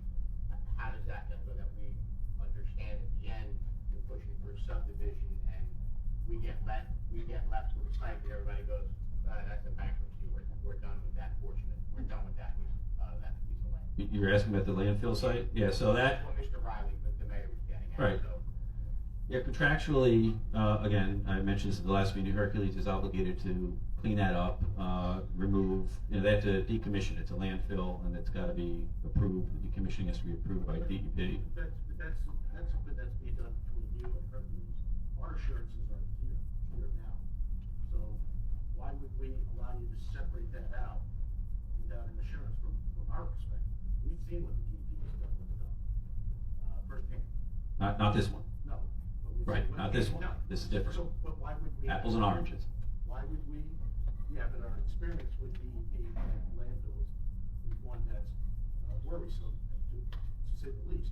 And once you segregate that property out from your plan, there's no incentive for the property owner to move forward with cleaning that up. You haven't shown me that. You have to, between here and the end of this GDP, you're gonna have to show that to me, because I'm not taking a sliver of landfill out and saying, we're going ahead with your plan, we don't give a shit about the dump. Well, I think it complies with the GDP requirements, first of all. But to answer your question directly, as I said at the first meeting, Hercules is obligated to remediate the landfill. It's a further time period. They think that'll take a year, a couple of years, and again, someone from Hercules will have to tell you. I don't know how they're going to do it or exactly when they're going to do it, but we won't close on that piece until it's done, and money will be held back. So there is an incentive. The DEP has exclusive jurisdiction over it, and that's just our deal with Hercules. So Hart's Mountain, their position, if I'm hearing you correctly, you will not transfer title on this piece right here and try to start development until that has a clear bill of health from the DEP. No, that's not what I'm saying. If we get the approvals at all levels for the commercial project, we will start working on that right away. This piece where the landfill is, it might be cleaned up by the time we get approvals. By the time we get approvals, that might be done. It might be done, but I don't know. So you said you would hold back money. We're not privy to this, so we don't know if it's enough money. You might hold back $5. I don't know exactly, but there has to be a level at some point where they say getting that extra piece of money isn't worth cleaning this site up, and they walk. That's a concern. I'm looking at it that it's, titled with either the big piece or their piece, You're talking that somebody just can't go like this and wash away 18 acres and the township's left with the barrel monkeys. Because we don't know what those monkeys are. And again, if you at least entertain it, you understand where we're coming from. I get it. We're sensitive to that, but I can only answer it by telling you what our deal with Hercules is. Okay, but we're not part of that deal, so what's being presented to us has to meet our criteria to move forward. And we're not- But your GDP criteria doesn't speak to this. It's not a requirement of your GDP. I feel like you're imposing requirements that go beyond the scope of your ordinance, an ordinance that was passed when this town knew the full scope of what was going on the site. So, we're complying with the ordinance. That was contingent on cleanup as well. It's being cleaned up. It's being cleaned up. Well, then it would have to be cleaned up. Tom? Whether it complies with GDP requirements, you want to subdivide it off. The subdivision question is an apt one for the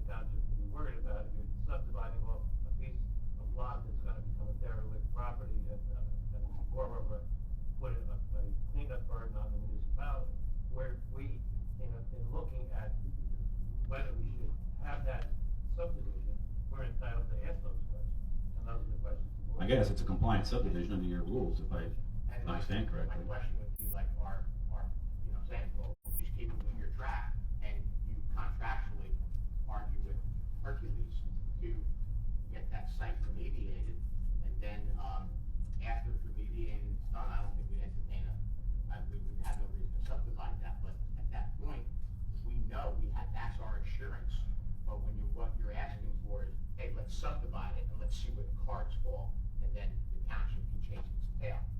We've asked it at the last meeting, we're gonna ask it at this meeting, and every meeting going forward. And just so you're for the record, we will be holding tight to that subdivision on that piece. So get your ducks in order, get the people in there that need to explain it, and come up with a remedy that is going to explain that site to give this board in the town a comfortable feeling on how we're gonna move forward with that. Please. Okay. We asked that multiple times. I understand, but we have a deal with Hercules, we're not gonna renegotiate, and, you know, that's where things stand. Okay. All right. Ed? I just have a question on the DEP portion. You're gonna break off a large section, and let's say the DEP is not responsible, there's no ratables there. So it's kind of convenient for Harts to get rid of a large section of ratables, give it to the DEP, we don't collect any revenue on it, and, you know, now another chunk of land goes out the door on Roxbury. Maybe some tax advantage. Yeah. So that's a valid question, I get it, but obviously, you know, their position is gonna be, they're trying to build $2.5 million, that gives you plenty of rateable, and we're donating that for open space, so, for no future development. So there is a trade-off, valid question, that's gonna be a portion of the argument. The concern I have is, why did you guys slice that off of your piece? Maybe puts in the documents it says it really can't be remedied, and we're going to be left holding the barrel among us. So I'm concerned about that, just again for the record. And if you don't want to renegotiate it here, you're looking for the subdivision. It's complex for this entire board. The mayor brought it up multiple times, so have I. So thank you for. Do you have anything else, Vincent? Mr. Rankin, the proposed recreation area on Route 46, is that in Lot B, the one to be retained by? No, that's in Lot A, which is our development parcel. So it's hard to see, yeah, so I'm looking at 821, and it's down here, I don't know if you can see where I'm pointing on Route 46, so it's all, you might be able to see the yellow proposed property line that captures that little piece, sort of a little panhandle, if you will. It's across the street from the BMW. I know where it is, I just was wondering, I couldn't see the lot line. Yeah, it's a little hard to see because it's similar to the wetland coloration. Thank you. Okay. Any other board members? So, Mr. Burrows, I have to open you up to the public. And if somebody has a question for Mr. Radovich, or you have it on. All right. Did you have anything else on your landscape? Were you good on everything that you had? The last thing I have is temporary facilities, so your ordinance, DDP ordinance has. Mr. Burrows, 1 second. Russ, did you get your answer on the landscape? I got it, On the basin. but the question is, let's talk about those two parcels that have contaminants on them and are going to be cleaned up. What are the future plans for those? What are Hercules' future plans for development? Because they're going to clean it up, and if it's cleaned up, then I assume they want to develop it. How does that fit in with your development proposal? We can't speak to Hercules. Well, so I can answer one of your questions, but not the other. So this parcel here is going to be transferred to Harts, right? So that, you said there was two parcels? This one is destiny is clear. Right. Then it's been cleaned up, then it's going by Harts. So what you see presents our development proposal on that law. So no development, it just Correct. transfers to you, no development. The only development would be the access road. Okay? And the lower parcel, what are the plans of Hercules? I don't know that. But then you're talking about new access points to Route 46, to Howard Boulevard. That's why I asked why we Or- were part of the DDP. Right, It's not part of GDP. or could it be? So can I clarify one thing? Or I'm just saying, well, I have a thought, can it be an extension of an internal roadway to the internal roadway system that you're creating for your warehouses. So there's only one entry point into the site. So that's not contemplated in our application or in our design, and that parcel doesn't have frontage on 46. You suggested a driveway to 46 that would have to cross the Hart's parcel, which is not contemplated and not shown on the application in front of you. But you can't connect anything on that parcel to the interior roadway system that you're developing as part of your application. Access to that site from your property. Is not contemplated as part of this application. Something with what we did up the street here. Okay. Russ, are you good with that answer? Right. Okay. Mike? You said there, the access road goes through the landfill parcel? So the access road, in order to create a compliant lot, we have to have a certain amount of frontage, which we have, and that causes the shape of this parcel, and so the access road crosses within Roxbury to Howard Boulevard. Yes. So could we not allow that access road to be completed until that parcel is cleaned and taken over by you guys?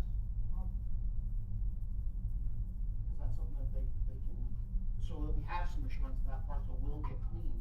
Because if it doesn't get cleaned, it doesn't get turned over to them, and they can't use the access road, or is that not? Position which would adversely impact the entire project, basically make the project unbuildable. Not I really think, gonna fix it. if I could continue, I've heard the questions about how that, what we call the landfill parcel, what kind of assurances you're gonna get, and so on and so forth. We'll take it under advisement, I'm gonna discuss it with Mr. Raddick, and we'll come back to you. Okay, thank you. Okay, so my last exhibit would be A22. So in the DDP ordinance is a requirement for temporary facilities, and in our review with the professionals, we originally proposed the temporary facilities, so that's the construction trailers and such, at the entrance of Hercules Road. Their advice, we've moved them. They are in Mount Arlington, so really not subject to this application, but we have to show you where they are to be complete. So we're going to shoot, there's an existing paved area, there's access off the existing driveway. That's where we're going to locate the temporary facilities, which is basically the construction trailers, construction traffic, the site entrance during construction is going to be off of Howard Boulevard. Bill? So on the lot you won't own until it's cleaned up. Correct. The owner of the lot is consented to this application. They've signed the application form. So I guess maybe this is not for you to answer, but if that's where the construction charges are going to be during construction, and you won't own the lot yet, when's the cleanup happen?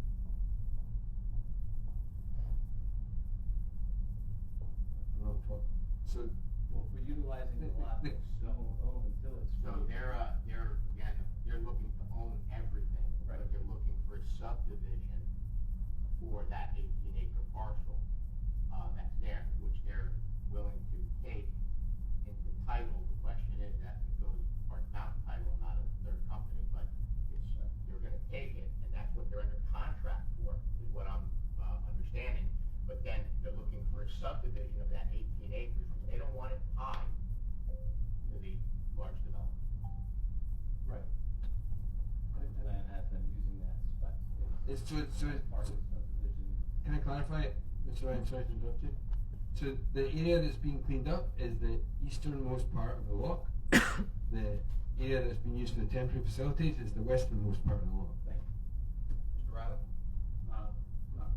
You're good. Right. Yeah, Mr. Crowe. Is that temporary facility removed and all the pavement removed at the completion of construction of the warehouses? The temporary facilities will be removed. There's no application to remove the pavement in Mount Arlington, in front of Mount Arlington at this time, no. You just leave remnant asphalt there for perpetuity? We don't have a different proposal at this time. it's actually very close to where so no, that's what's proposed in Mount Arlington, correct. Good, Russ? Well, again, it's Good, he answered it, It's not there, good, we're not because getting bogged down on that that. doesn't portray a good image for either community. Go ahead, Ed. Just a question. Not when you're putting in- We were mentioning Arlington a couple of times. Did they approve this? Do they? I'll let them answer it. Do they have a board that you have to go through, or? So no, we have a determination from Mount Arlington that we need a construction permit, and we have a response from them that we believe fulfills that. But We does just get that it done. response know that you were utilizing that front portion as your temporary construction area and we're not going to remove the remnant asphalt? No, because we Because this is haven't something applied for new. that. This is No, something listen, new. yeah, we did this at your direction.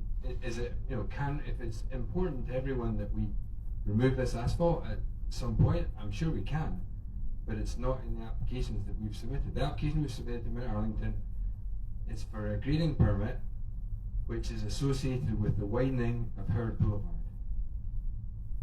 So we have to prosecute this in a somewhat linear fashion and get some approvals in place before we move to the next part. So when we apply to Mount Arlington for this permit, we can certainly, look to what that permit might include. It's a construction permit.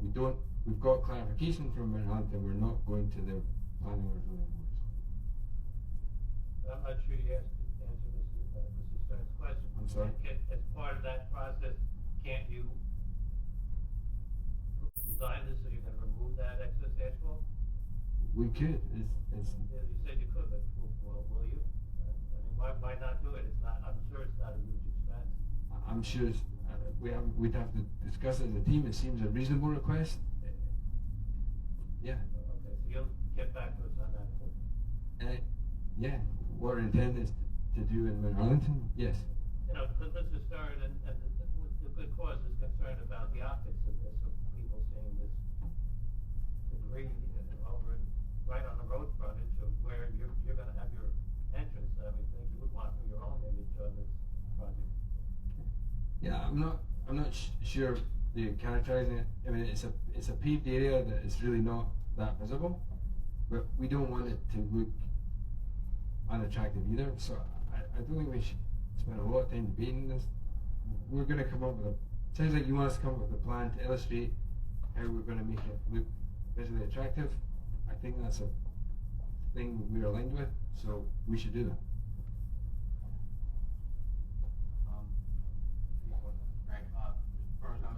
One follow-up question, Rick. We had talked early on about Langen's contacts with transit. So we've reached out to Transit twice, and they haven't gone back to us yet. But we will. Really?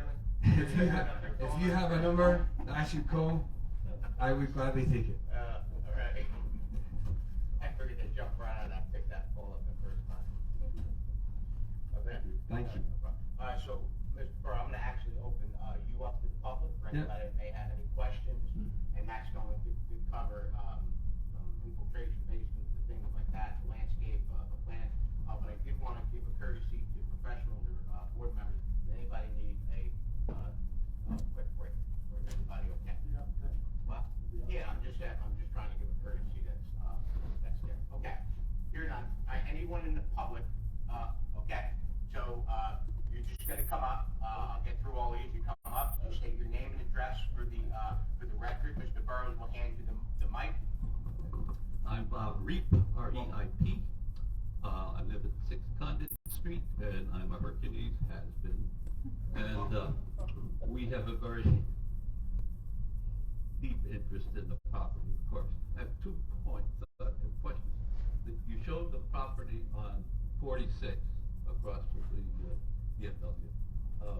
And I attended the open session last October when it was on the property, and they showed that as part of it. And it seemed like it was a suggestion. Now it seems like a done deal.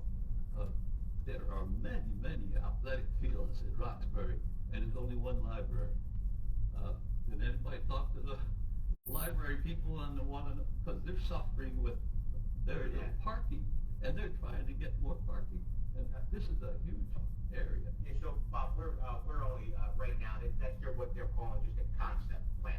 We're gonna have a long list, and I'm not cutting you off, I'm just trying to, clarify what it's there. They put something down to give the community and the board and council a flavor of what the potential could be, but there will be long discussions right here in public, how that's gonna pursue, so that is nothing's a done deal, nowhere close to a done deal, so hopefully that answers your question. Okay. Okay, so you have another question? You had 2 points you said. Yeah, just a technical thing. There is no Hercules anymore. The company doesn't exist. The property is owned by Ashland Chemicals. So, I don't understand. for me, I've only known it as Hercules since I've been a little boy. So I'm referring to, I apologize, I will try to refrain from saying Hercules and refer to Ashland, but if I make a mistake, don't yell. It's the former. All right, the former Hercules, thank you. Thank you for your Thank you. comments about the library. Thank you. Anyone else in the public, please come forward, state your name, please. George Cowson, 58 Hercules Road. Welcome, George. I have a couple of questions. Would you categorize this particular development as a brownfields project?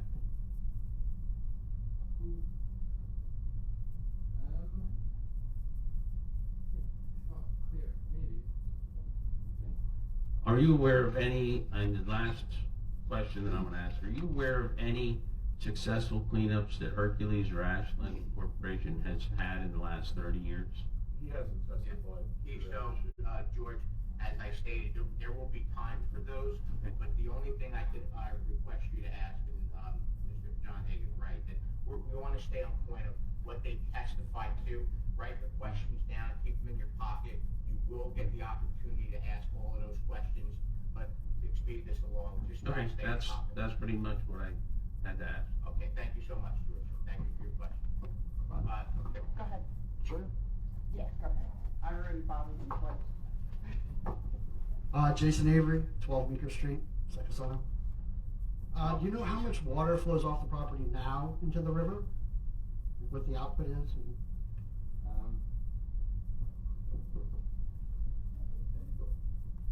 So I don't have those numbers to hand. Our hydraulic study that's submitted to DEP calculates it. The site has been studied and has an approved study that answers your question. Actually, I don't have that number to hand. So do you know how much water is going to flow off of it after you build? Like daily? Well, Into the river? so the amount of the water, so it's kind of straight. We can't increase the likelihood of flooding. That's clearly very regulated here in New Jersey. So we're detaining the water. That's what some of the basins do. And so the increase in runoff is largely either being infiltrated into the water, into the water table on site, or detained so the peak runoff rates from the site don't increase. So given an amount of rainfall, the rate of runoff from the site will not be higher. The rate of runoff from the development area will be lower because that's what's required by the relevant regulations in the town and in the state. You said you were going to put a bigger treatment plant in, right? So that would be So that's for more water. hold on. So water supply, we are putting in a new water tank. No, that's not what I'm talking about. Sorry. Treatment plant on site now. So there's a water treatment plant treating sewage, and we're actually putting in a smaller water treatment plant. Yeah, quite a lot smaller. And we're putting in a larger water storage tank because of the more sophisticated fire suppression systems that are in the warehouse building. Thank you. Thank you, Jason. Anyone else in the public, please come forward. Andrea Van Bunschoten, 25 Drake Lane. Beyond the DEP, I'm very happy that you recognize it's a Class 1 water there. I'm just curious, and I'm sure it's not required, but I'm curious anyway. Have you guys talked to Fish and Wildlife or New Jersey Land Conservancy regarding that stream on the property? So Fish and Wildlife is consulted in the New Jersey DEP application process.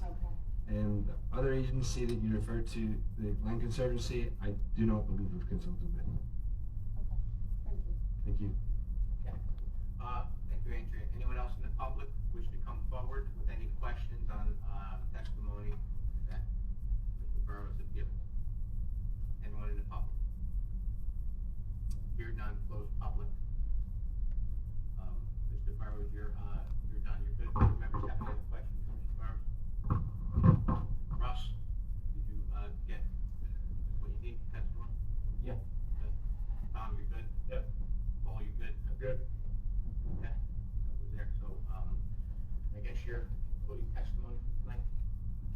We were prepared to go forward with Mr. Desario. Okay, it's there, you're gonna approach up until about 10 o'clock, so if you wanna start, that's fine. Okay. But, we'll give you a few more minutes to get that moving forward, so bring them forward. Thank you, Mr. Byron. Yeah, so, we won't go past that.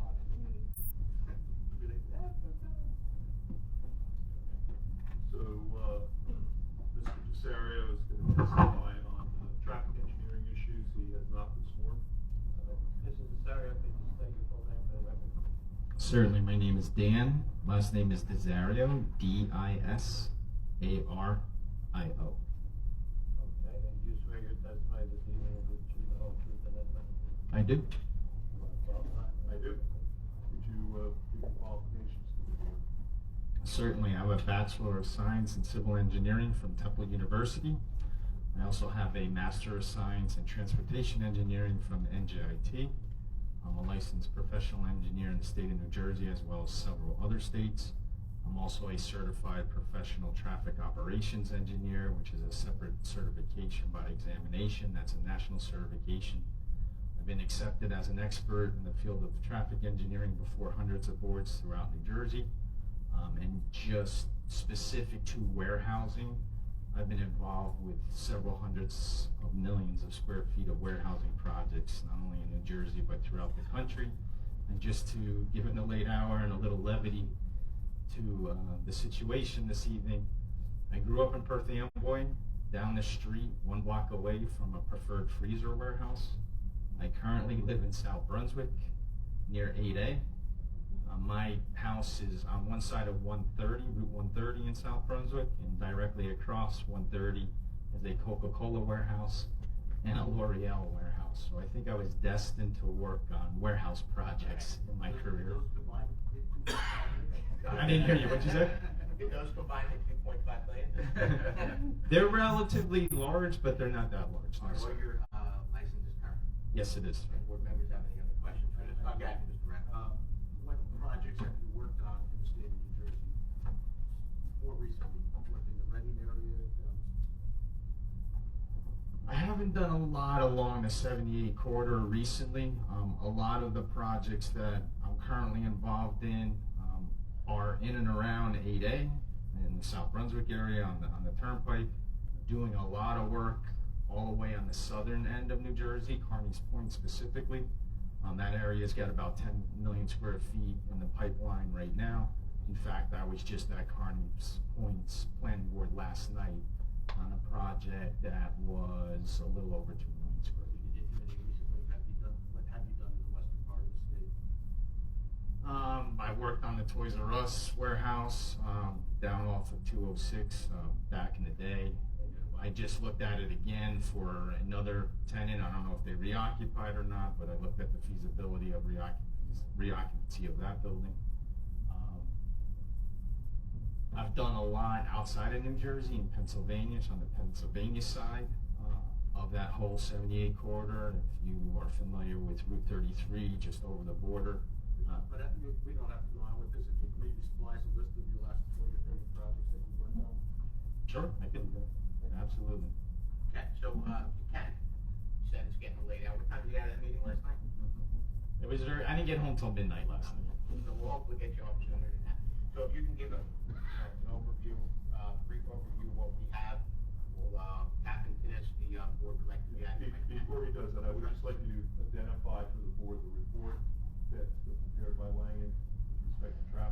Certainly. That report is entitled Traffic Impact Study for Roxbury Commerce Center. It bears a revision date of January 4th, 2023. Thank you, then let's proceed as the chairman requests. Yeah. Can I just ask a question real quick? I looked at that report, looked at a lot of those numbers. Just want to get an assumption right up front. Did you look at a warehousing business or a distribution center? How did they base those numbers? Because it's understandable that the distribution center would see a lot more activity than just plain warehousing. So when you look at the number, the traffic study, where do we fall with which direction a tenant would be?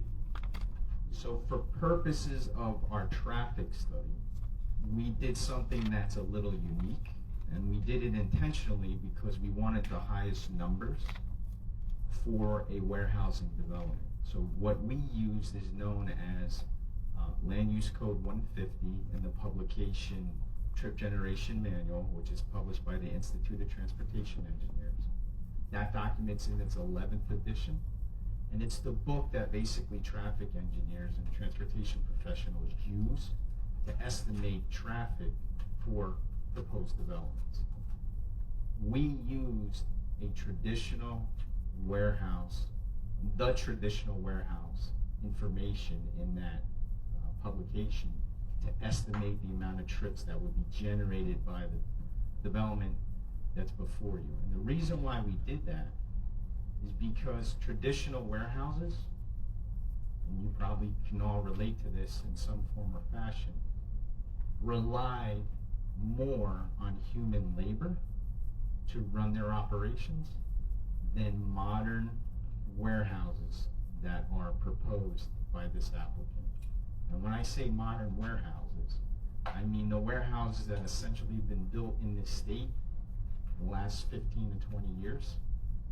They're categorized or described as high cube warehouses. That's what this applicant's proposing. High cube meaning they have clear heights inside them, 28, 30, 36 feet clear. And oftentimes that allows stacking of inventory inside. And those types of warehouses have a lot of mechanization in them, and they rely less on human labor to run them than traditional warehouses. And as a result, modern high cube warehouses and the tenants that occupy them, and the tenants that have occupied most of the warehousing space in this state in the last 15 to 20 years, tend to generate less traffic on a square foot basis than a traditional warehouse. Distribution, a lot of the nomenclature kind of starts to blur. A distribution center could be a warehouse operation, and a warehouse operation could be a distribution operation. It depends on how you define distribution. And looking at a tractor trailer that's feeding 10 box trucks. So that's kind of what I'm looking at. So if you're looking at the traffic study, you have 400 or 500 bays, understandably, with this 2.5 million square feet. If I have tractor trailers in there that are feeding box trucks, that will generate a hell of a lot more traffic than a tractor trailer pulling in, dumping a warehouse full of goods and just leaving, and then orders coming in individually for the goods that are in that warehouse. And I agree with you. And typically, most tenants of new modern warehouses are ones that bring goods in via tractor trailers and ship goods via tractor trailers. What you're describing is more of, it could be a delivery station, it could be a fulfillment center, it could be those types of uses, which this site is not being set up to accommodate. Well, we don't have tenants yet, so we don't know. Agreed. And quite frankly, I always get that question. How do you know how much traffic a warehouse building or a warehouse development will generate if you don't know who the tenants are? And it's a valid question and it's a valid concern. What here does the data represent that you're using for your study? I don't have a specific answer for you, but I will, the next hearing, I'll be back at the next hearing, and I will answer your question specifically. But what I can tell you is, from what I remember, that land use code 150 warehousing, so traditional warehouses, most of that data was collected early 2000s and earlier. The high cube warehouse data in that manual, which has lower rates, so if we use that, it would be lower trip generation than we used in our study. Most of that data was collected 2000s to current times. And just as an aside, that high cube warehouse data in that manual, a lot of that data came from traffic engineers like myself that go and count existing warehouse buildings and then submit that data to the ITE to be included in their database. And a lot of the high cube warehouse data, so from the 2000s to now, which generate less traffic than a traditional warehouse, was collected at sites in New Jersey by me and others. But we elected not to use that information because we wanted to have conservatively high numbers for purposes of identifying traffic operations associated with this development. And one other thing, and I would be happy to share it with the board and your professionals, specifically your traffic engineer, we have collected additional data, most recently in New Jersey, a site in Mansfield that has 2 buildings, a site in Florence that has 1 building, and a site in Burlington that has 1 building. And we just collected that data within the last 6 months or so. The one that's down off of 295 heading south. Florence, Mansfield, Burlington area, that one. That data that we've collected also show that on a per square foot basis, those warehouses, and were all built within the last year to 2, fully occupied with tenants, on a square foot basis generate less traffic than what we've used in this study. We also have data that is older, but it's for 2 warehouse buildings in Cranberry, so near 8A off the turnpike. One building was for Home Depot, the other building was for Volkswagen Audi. So the Volkswagen Audi buildings basically supplies car parts to all the dealers and repair shops in the area, and the Home Depot services retail stores generally in that vicinity of the state. And that data also shows that on a per square foot basis, those warehouses generate less traffic than what we've elected to use for our study. So respectfully, I submit to you, I fully expect the actual tenants that the board grants approval and we move forward and this development gets built. I submit to you that I suspect the actual tenants that would occupy these buildings would generate less traffic than what our study has put forward. Now, and then I'll let you ask. I think the board can take a little bit of comfort knowing that the board's traffic engineer, as part of his review, has suggested that there should be follow-on monitoring of these buildings.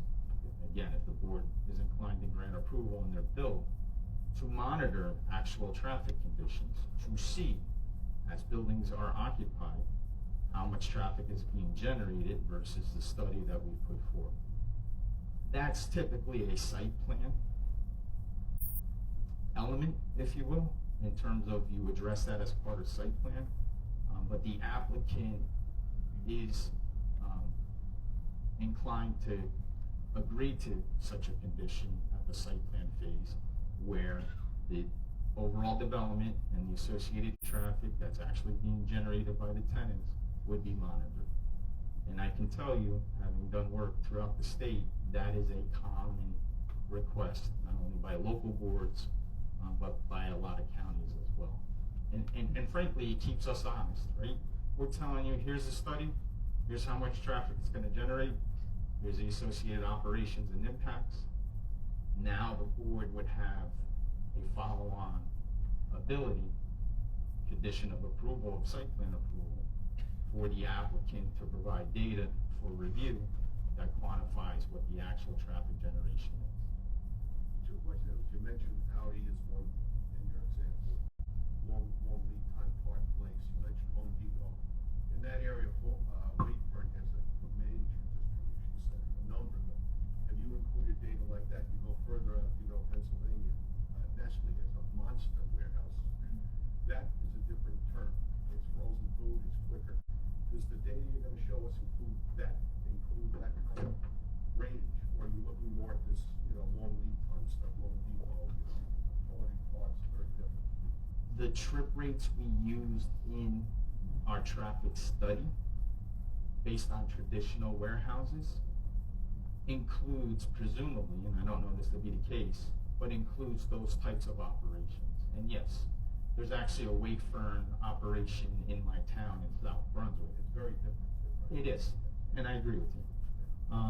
And those types of operations, specifically the food service operators, they rely more heavily on human labor to run their operations than most warehouse tenants do in terms of modern warehouses.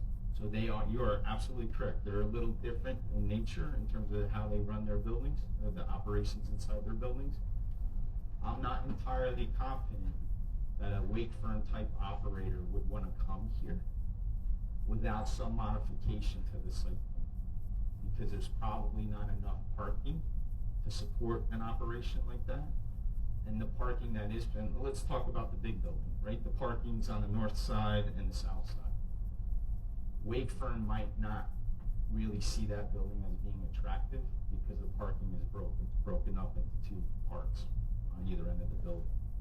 Wakefern tends to want to have all their employees parking in one spot, so it's easier to secure in terms of watching their employees coming and going between the building, and also to essentially decrease shrink, which is basically theft by their employees.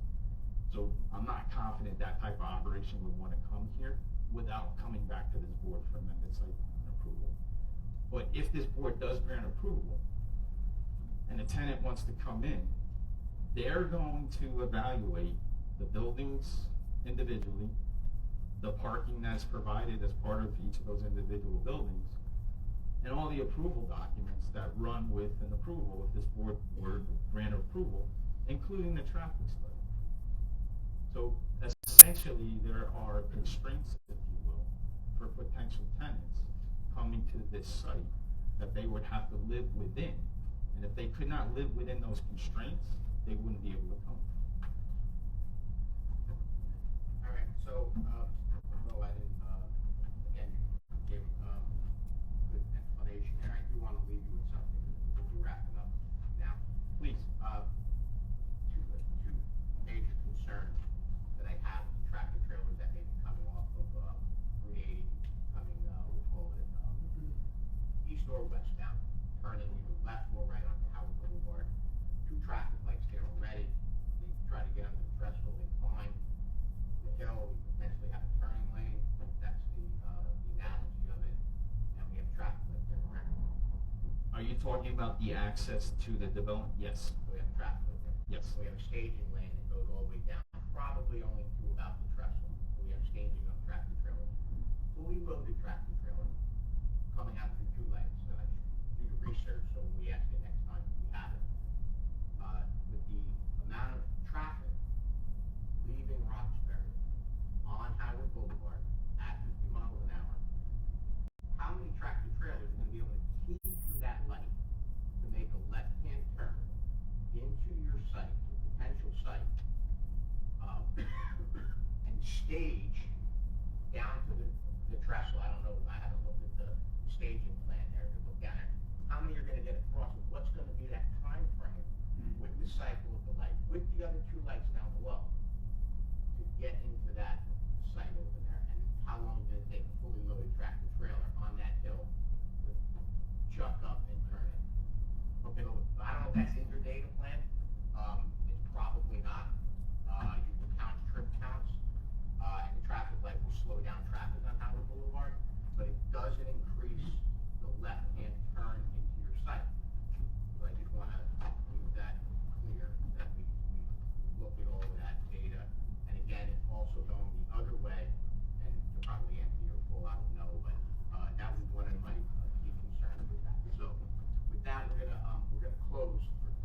Did you have another point? You said you had two. I mean, that was the key one. I don't want to go into the second one. That one is like a key one that I think we have to address. Okay. So we're probably gonna close off. Do you have any last words you want to put in? No, I'll leave it there. Over there? Yep. Okay. Board members, if you have any other quick questions? Public, I'm gonna open up to you. I know there was only a couple of questions that came out for for Dan, but if you had something quick that he, gave his testimony on the questions he received, please come up and ask real quick. And he will be back. And he will be back at the next meeting, so you have plenty of time. And George, right, 5 Hercules? George Cowson, 58 Hercules. 58 Hercules. How many parking places and truck, I guess, parking is proposed? Would it make more sense to put that off to next week? I mean, that's gonna be Yeah. part of the direct So, testimony. We're gonna get that whole scope and put that up there. Anyone else in the public? Anyone else in the public? You're done, close public. Russ? Tom? Paul? Everybody's good? Yeah.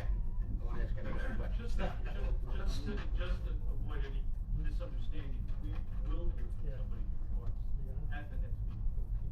Hercules? Hercules, I'm sorry. Let's say the Yeah, to be clear, I use the word Hercules as well. There is a Hercules LLC, there is an entity, but Ashland is the entity, so just to be clear. Yeah, our expectation is that, I guess we'll finish with Mr. Desario, and then have, the next witness would be someone from Hercules. Thank you. All right. We're gonna get a memo saying. Yeah, and we're gonna work on that, we're gonna work on that, what we're gonna hear, possibly, Dan first, and then somebody from Ashland, and then we'll see what we can do, so board members can bring the proper documents, and we can get all on the same page, we've got to review. I Yeah. suspect we won't get past the gentleman from Hercules, so. And is the next meeting May 3rd, is that, this? What was the, Yeah, May Okay. 3rd, Wednesday, May 3rd, 7:30, same time. so for the public, May 3rd, anyone in the public, same place, same time, 7:30, there will be no notice, correct? No, we have it.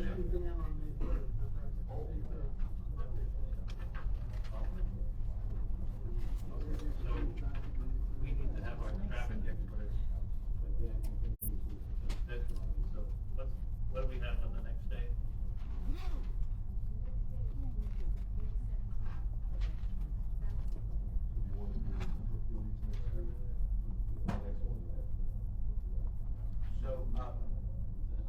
So, let me just make one question. Yeah. I know Dan started, and it was probably the right thing, but, if we're bringing somebody in from Ashland, you could just the amount of time that it's spent. We, maybe, try not to come, we don't put Dan back up, and we try to get through the stuff that we started in the first meeting, so we can. Right, Try to get those answers. If the board is inclined, and we be back here on May 3rd, we can understand that Mr. Troutman can't be here, we can defer Mr. Desario's, the rest of his testimony to a future meeting, and bring in the gentleman from Ashland, and if there's time, I think, we'll tell Mr. Germanero who the other witness would be, in case, we have an opportunity for a second witness. Only because we didn't get the answers we asked. Yeah, I get it. Here, so Not a big deal. it's just- Completely get it, that's fine. So let's try to No- have it through, and then we'll reschedule, Dan and Trotter for the next meeting, and we'll focus on traffic. Would that, just for scheduling, would that be the 17th then? We would be back on the 17th of May? No. Okay. Back on the 3rd. No, I mean, I'm sorry, the 3rd and the 17th, or would it be the 3rd? Just First of all, let me remind everybody, we do have the meeting next week, April 19th. We have to back that. Not with Art, not with you Right. guys. Okay, we're scheduling you Arts for May the 3rd. Okay, with the, Yes, so the other portion is I would probably say not to be here on May 7th, because I will not be here. All right, just wanted for a roll. I will be in Israel, and probably best if we move here, we'll take you May 3rd, and let's, get the next available date. We'll get a June meeting. Plus, I already have other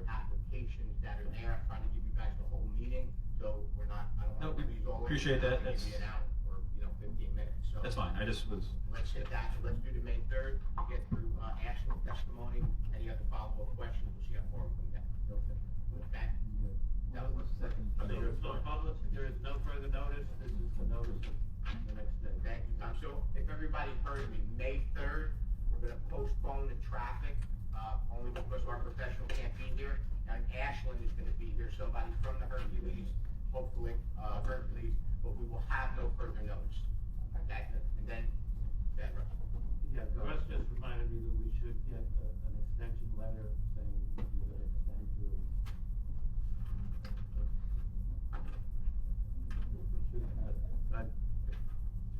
Extension to what? We'll talk about it. We'll figure it out. At least have the end of June to start. Okay, Yeah. that's good. Jay, are you also here, June 21st? Yes. Okay. I think that may be, I can't commit at this point that June 21st looks like the June meeting.